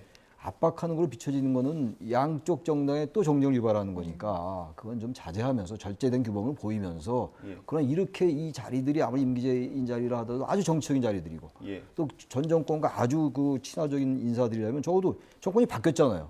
그렇다면 정권과 생활 같이 하는 사람들, 적어도 중도적인 사람들이라면 몰라도 예. 뭐 저의 그건 뭐 과도한 추론일지 모르겠으나 이분들은 그렇게 중도적 인물은 좀 아니었던 것 같아요. 예. 그렇다면 이분들이 알아서 그야말로 알아서 그만두는 게 좀 맞다. 그게 정무직이에요 원래. 네. 예. 아예 그 밑에 단계의 직업 관료 같으면 절대 그러면 안 되는 거죠. 직업 관료라는 건 정권이 바뀌더라도 정치적 중립이 필요한 거니까. 예. 그러나 이 자리는 원래 정치적 중립이 필요한 자리지만 그렇게 운영이 되어 오지 않았던 게 또 그런 면이 있거든요. 예. 그래서 이거는 현 정권도 과도하게 사퇴 압박하는 건 낫지 않는 것 같고 예. 그리고 그렇다면 이분들도 그만두는 게 좀 맞다고 봐요. 예. 억지로 붙어 있다 보면 붙어 있다는 표현 죄송하고 계속 자리를 유지하려 하다 보면 계속 이런 얘기가 나옵니다. 그래서 이건 정무적 판단을 해라 이분들이 예. 좀 그 말씀을 드리고 싶어요. 네. 예, 장관급 인사고 또 네. 장관처럼 운영이 됐던 자리이기 그럼요. 때문에. 예. 네. 마지막으로 교수님 이거 여쭤보겠습니다. 김건희 여사 최근에 공식 행보가 많아지는 것 같습니다. 그 나토 정상회의에 갈 수도 있다라는 얘기까지 나오는데 여당에서는 제2부속실 설치할까 말까 계속 고민하는 것 같아요. 어떻게 보세요? 그 사실은 이제 우리가 윤석열 대통령도 전혀 새로운 대통령을 지금 만나고 있잖아요. 한 번도 보지 못했던 대통령을 만나는 겁니다. 청와대를 국민에게 개방하고 매일 출퇴근하면서 이렇게 기자들한테 소통을 하면서 예. 직문즉답을 해주는 대통령을 만나고 있지 않습니까? 독재 정권 민주화 이후에 이런 대통령이 있었습니까? 근데 전 배우자도 똑같이 우리가 지금까지 경험을 할 수 없었던 새로운 배우자 상이 이제 필요하다고 봅니다. 유경수 여사와 같은 그림자 내조형도 과거에 있었고, 그다음에 이혜호 여사와 같은 대통령과의 동반자 관계, 또는 그 어떤 민주화 동지화 관계 이런 내조자 그 배우자상도 있었고, 김종숙 여사와 같은 유쾌한 정숙 씨처럼 굉장히 활발하게 활동했던 과도할 정도로 활발하게 활동했던 그런 배우자상도 있고요. 예. 외국의 경우로 가더라도 질 바이든 여사 같은 경우 지금도 미국 대통령의 부인입니다만 대학 교수 역할을 그대로 하고 있습니다.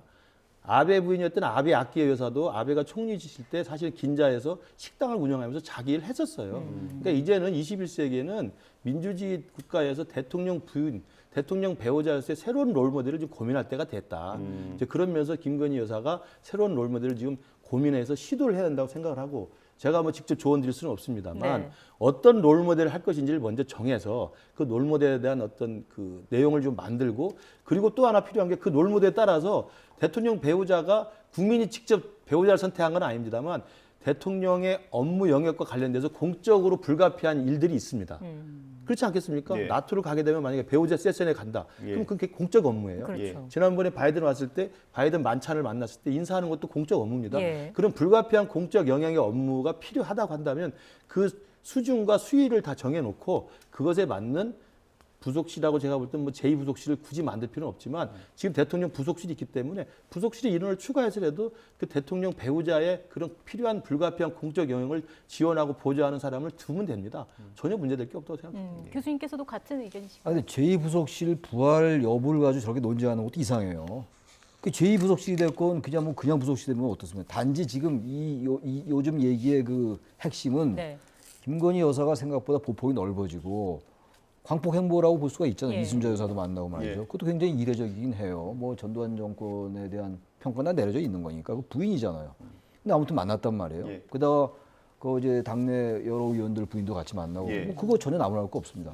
좋은데 아무튼 행동이 이 보폭이 의외로 광폭이다 보니까 이 보좌 기구는 필요한 것 같아요. 여러 가지 논란이 있었던 거 아니에요. 관점 다르고 이제 주장은 다릅니다만 그렇다면 반드시 보좌 기구가 필요하죠. 근데 이게 이제 제2부속실을 폐지한다는 게 윤 대통령 공약이었기 때문에 예. 제2부속실을 만들면 공약 파기로 된다는 부담이 좀 있는 것 같아요. 근데 그건 별로 의미 없는 거예요. 사과하면 돼요, 그거는. 예. 그 제2부속실이란 이름이 그렇게 중요한 건 아니잖아요. 예.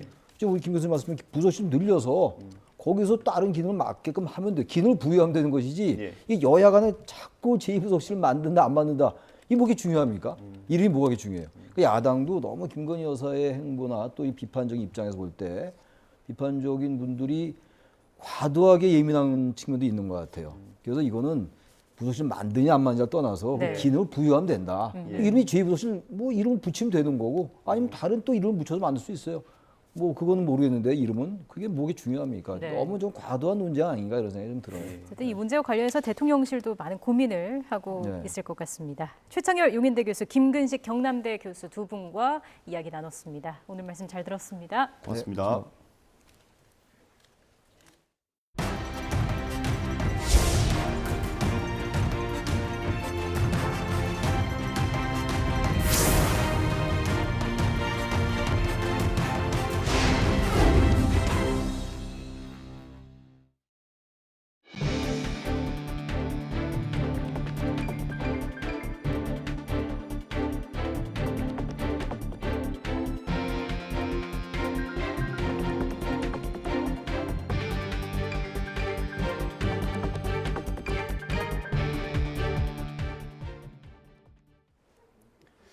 국내 기름값이 연일 최고가 행진을 이어가는 가운데 경유 가격이 리터당 2,100원 선을 돌파했고 휘발유 가격도 리터당 2,100원 돌파를 눈앞에 두고 있습니다. 한국석유공사 유가정보서비스 오피넷을 보면 오늘 오전 9시 기준 전국 주유소의 경유 평균 판매 가격은 전날보다 4.63원 오른 리터당 2,100.73원입니다. 휘발유 평균 판매 가격은 전날보다 3.63원 오른 2,095.83원입니다. 정부가 투자 부진과 수출 증가세의 약화 등을 언급하며 경기 둔화에 대한 우려를 나타냈습니다. 러시아의 우크라이나 침공 등으로 물가가 가파르게 오르는 가운데 글로벌 경기 하방 위험도 더욱 커지고 있다고 진단했습니다. 기획재정부는 최근 경제동향 6월호에서 대외 여건 약화 등으로 높은 물가 상승세가 이어지는 가운데 투자 부진, 수출 증가세 약화 등 경기 둔화가 우려된다고 밝혔습니다. 정부가 그린북에서 경기 둔화 우려라는 표현을 쓴 건 올해 들어 처음입니다. 미국의 기준금리 대폭 인상으로 한국과 미국의 기준금리는 같아졌고 다음 달쯤엔 역전이 될 걸로 보입니다. 우리 경제에 주는 충격을 줄이고 미국 금리를 따라잡기 위해 한국은행도 기준금리를 크게 올릴 가능성이 커졌습니다. 박병환 기자의 보도입니다. 미국 연준이 28년 만에 기준금리를 0.75%포인트 올리는 자이언트 스텝을 단행하면서 기준금리는 1.75%가 됐습니다. 우리나라와 같게 된 것입니다. 미국의 금리가 우리보다 높아지면 국내에 있는 외국 자본이 유출될 수 있기 때문에 한미 금리 격차는 중요합니다. 미국 연준은 연말까지 기준금리를 3.4%로 끌어올리겠다고 공개했습니다. 지금의 2배 수준입니다. 올해 남은 공개시장위원회 FOMC는 모두 4번, 7월과 9월, 11월, 12월에 열립니다. 목표치를 달성하기 위해선 또다시 자이언트 스텝을 밟을 가능성이 큽니다. 당장 다음 달에 0.75%포인트를 올릴 거란 관측이 우세합니다. 이렇게 되면 한미 금리는 역전됩니다. 한은 금통위도 4번 남았습니다. 7월과 8월, 10월, 11월입니다. 미국을 따라잡기 위해선 한국은행도 한 번에 0.5%포인트를 올리는 빅스텝을 단행해야 합니다. 한 번도 없었던 일입니다. 한국은행은 아직 신중한 입장입니다. 또 외환시장, 채권시장도 어떤 영향이 있는지를 종합적으로 판단해서 이걸 파악할 것이 금리 격차 자체보다는 시장 임팩트를 봐야 할 때라고 생각합니다. 빅스텝보다 0.25%포인트씩 점진적 인상이 바람직하다는 의견도 있습니다. 기준금리 인상은 불가피하고요. 다만 큰 폭의 기준금리 인상을 하기에는 경기 부진이 심화되고 있어서 지속적이고 점진적인 형태의 기준금리 인상이 필요한 것으로 생각됩니다. 한 번에 기준금리를 대폭 인상하는 건 시장에 큰 충격을 주는 만큼 다음 달 회의에서 한국은행이 어떤 선택을 할지 관심이 쏠리고 있습니다. YTN 박병환입니다. 여름철 날씨가 더워지면서 물을 뿌리는 형태의 콘서트 등 다양한 행사가 예정된 것과 관련해서 방역당국이 자제를 요청했습니다. 중앙방역대책본부는 마스크가 물에 젖게 되면 감염에 취약해진다며 되도록 물을 뿌리는 형태의 축제가 진행되지 않도록 당부했습니다. 또 야외에서는 마스크 착용이 의무가 아니지만 많은 사람이 모이는 축제에서는 방역 수칙을 스스로 지키는 게 중요하다고 강조했습니다. 이에 실외라도 마스크를 쓰고 손 씻기나 거리 두기 등 기본 수칙을 지키는 게 좋다고 권고했습니다.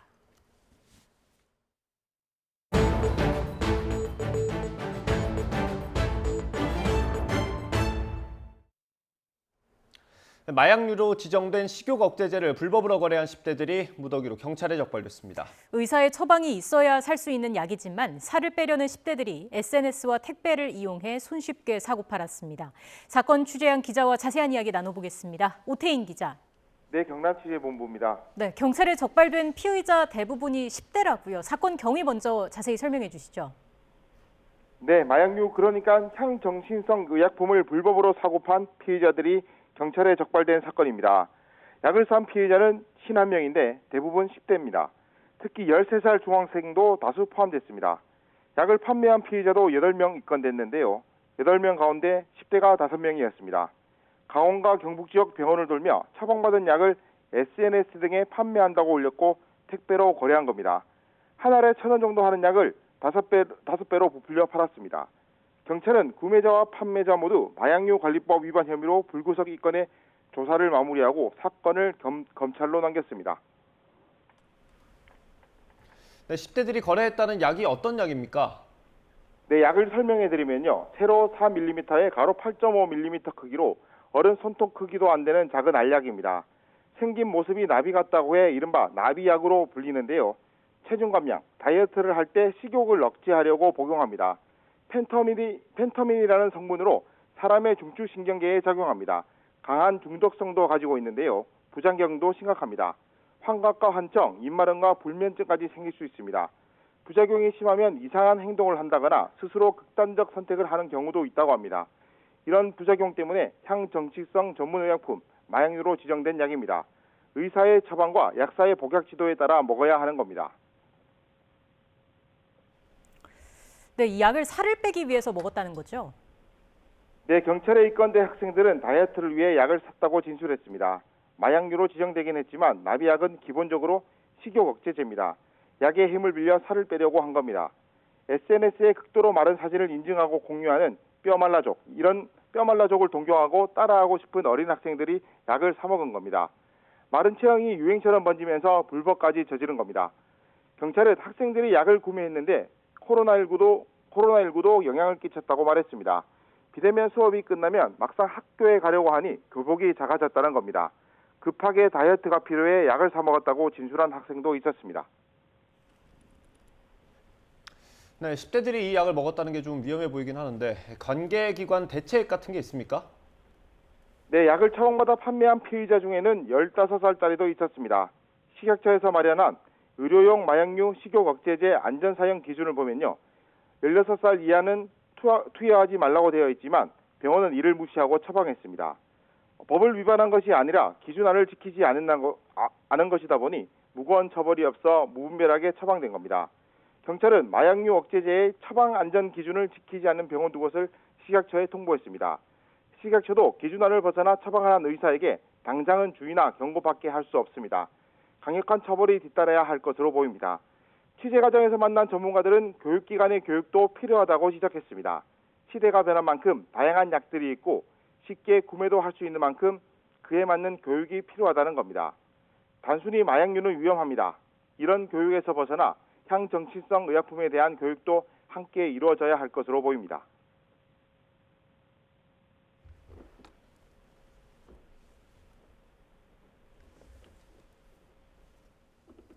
네, 사건 취재한 오태인 기자였습니다. 수고하셨습니다.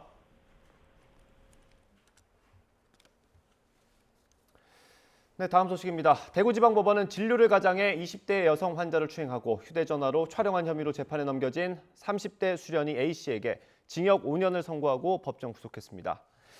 재판부는 A씨가 피해자에게 의료행위를 한다고 속이고 성추행한 것으로 피해자에게 육체적, 정신적으로 극심한 고통을 주었고 자신의 행위를 의료행위나 학습 목적이라고 주장한 점을 종합해 판결했다고 설명했습니다.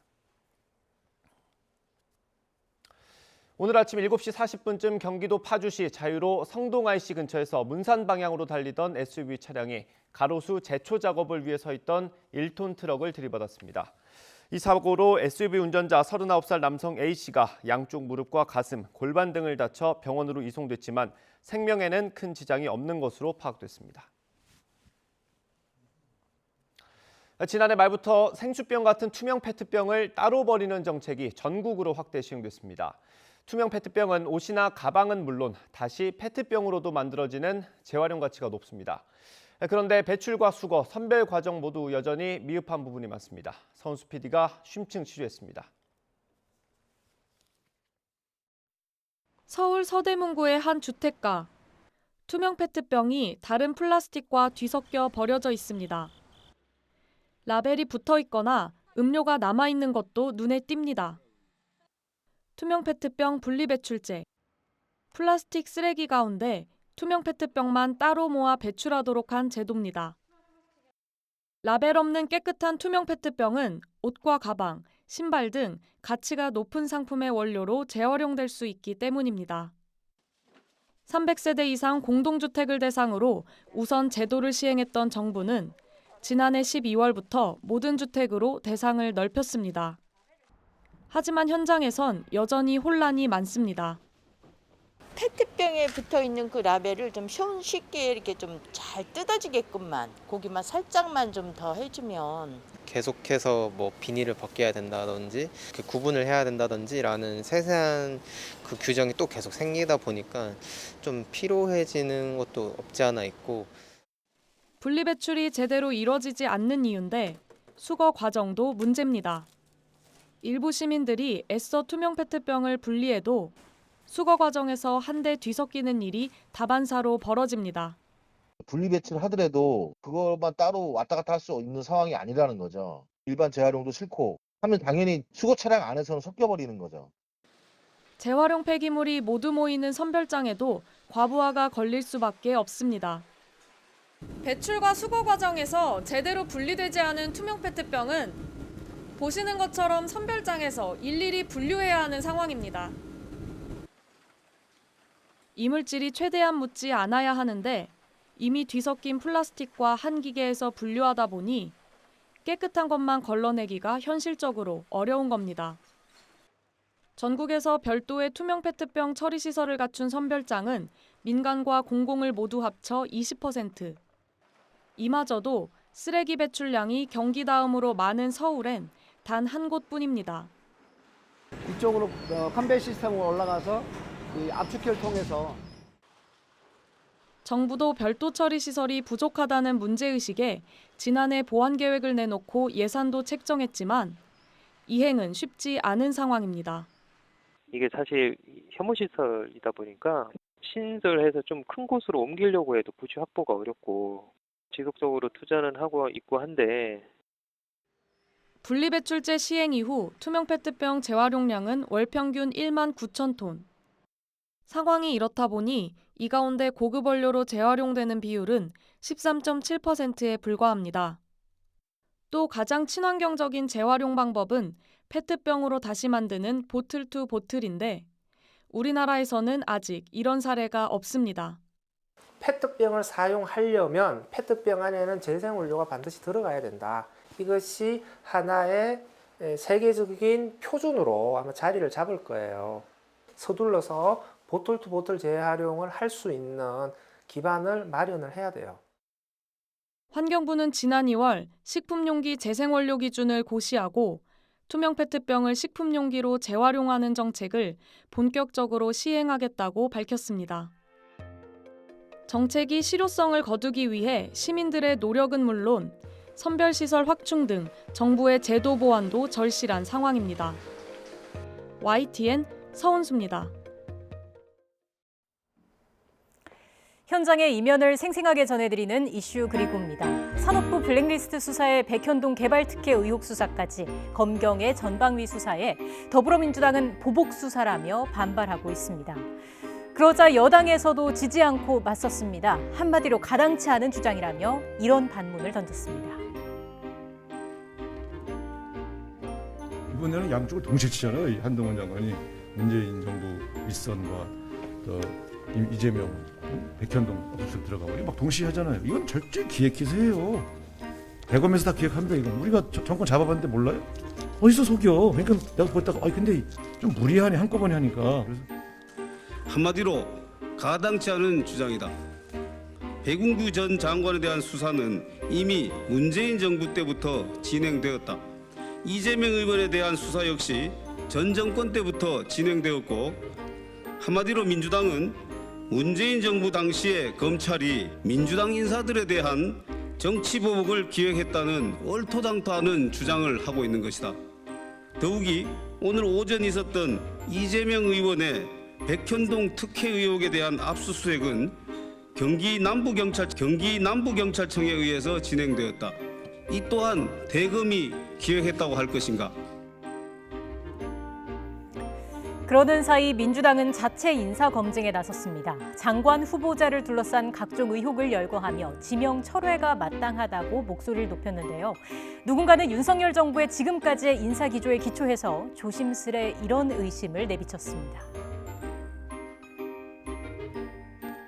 자기 표절과 연구 실적 부풀리기뿐만 아니라 제자 논문 가로채기 의혹 등 제기되는 사안마다 공직 후보자로서 도저히 용인될 수 없는 사유만 막말, 이해충돌, 정치자금법 위반, 부동산 투기, 관사 재테크, 유량전입과 편법 증여, 엄마 찬스 등 제기된 문제와 의혹들을 일일이 열거하기 버거울 정도입니다.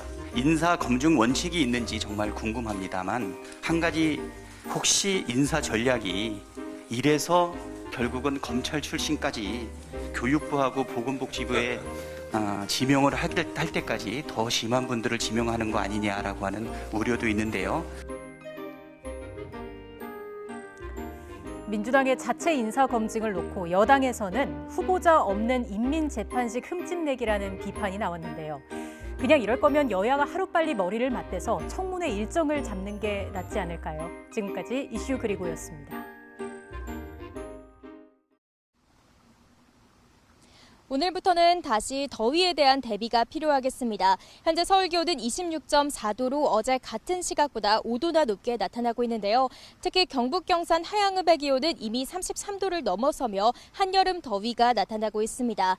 경북 지역의 경우는 앞으로도 이틀 이상 체감온도가 33도를 웃돌 것으로 보여 올해 첫 폭염주의보가 내려졌습니다. 이 지역에 계신 분들은 더위에 지치지 않도록 건강관리 잘해주시기 바랍니다. 오늘도 낮 동안 대기 불안정으로 인한 소나기 소식이 있습니다. 예상되는 소나기의 양은 5에서 40mm가 되겠고 지역별로 강수차가 크게 나겠습니다. 특히 소나기가 내리는 동안 벼락과 돌풍이 동반되거나 우박이 떨어지는 곳도 있겠습니다. 시설물 관리와 안전사고에 유의하시기 바랍니다. 오늘은 낮 동안 대부분 지역에서 30도 안팎의 기온을 보이며 덥겠습니다. 오늘 낮 기온 서울과 대전 29도, 광주 30도, 대구는 32도까지 오르겠습니다. 주말인 내일은 전국적으로 체감 온도가 30도를 웃도는 곳이 많겠습니다. 또 내일 새벽 수도권 지역에는 비가, 오후부터는 중북부 지역에 소나기가 지나겠고요. 모레 오전에도 경기 북부와 영서 북부를 중심으로 또 한 차례 비가 내릴 전망입니다. 이후 다음 주부터는 본격적인 여름 장마가 시작될 것으로 보입니다. 월요일 제주도를 시작으로 주 중반에는 남부 내륙도 점차 장마권에 들 것으로 보이는데요. 특히 남해안을 중심으로는 집중 호우가 동반될 가능성도 있는 만큼 비 피해 발생하지 않도록 각별히 주의해 주시기 바랍니다. 지금까지 YTN 윤수빈입니다. 네, 오늘 저희가 준비한 소식은 여기까지입니다. 잠시 뒤 더 뉴스가 방송됩니다. 시청해 주신 여러분 고맙습니다.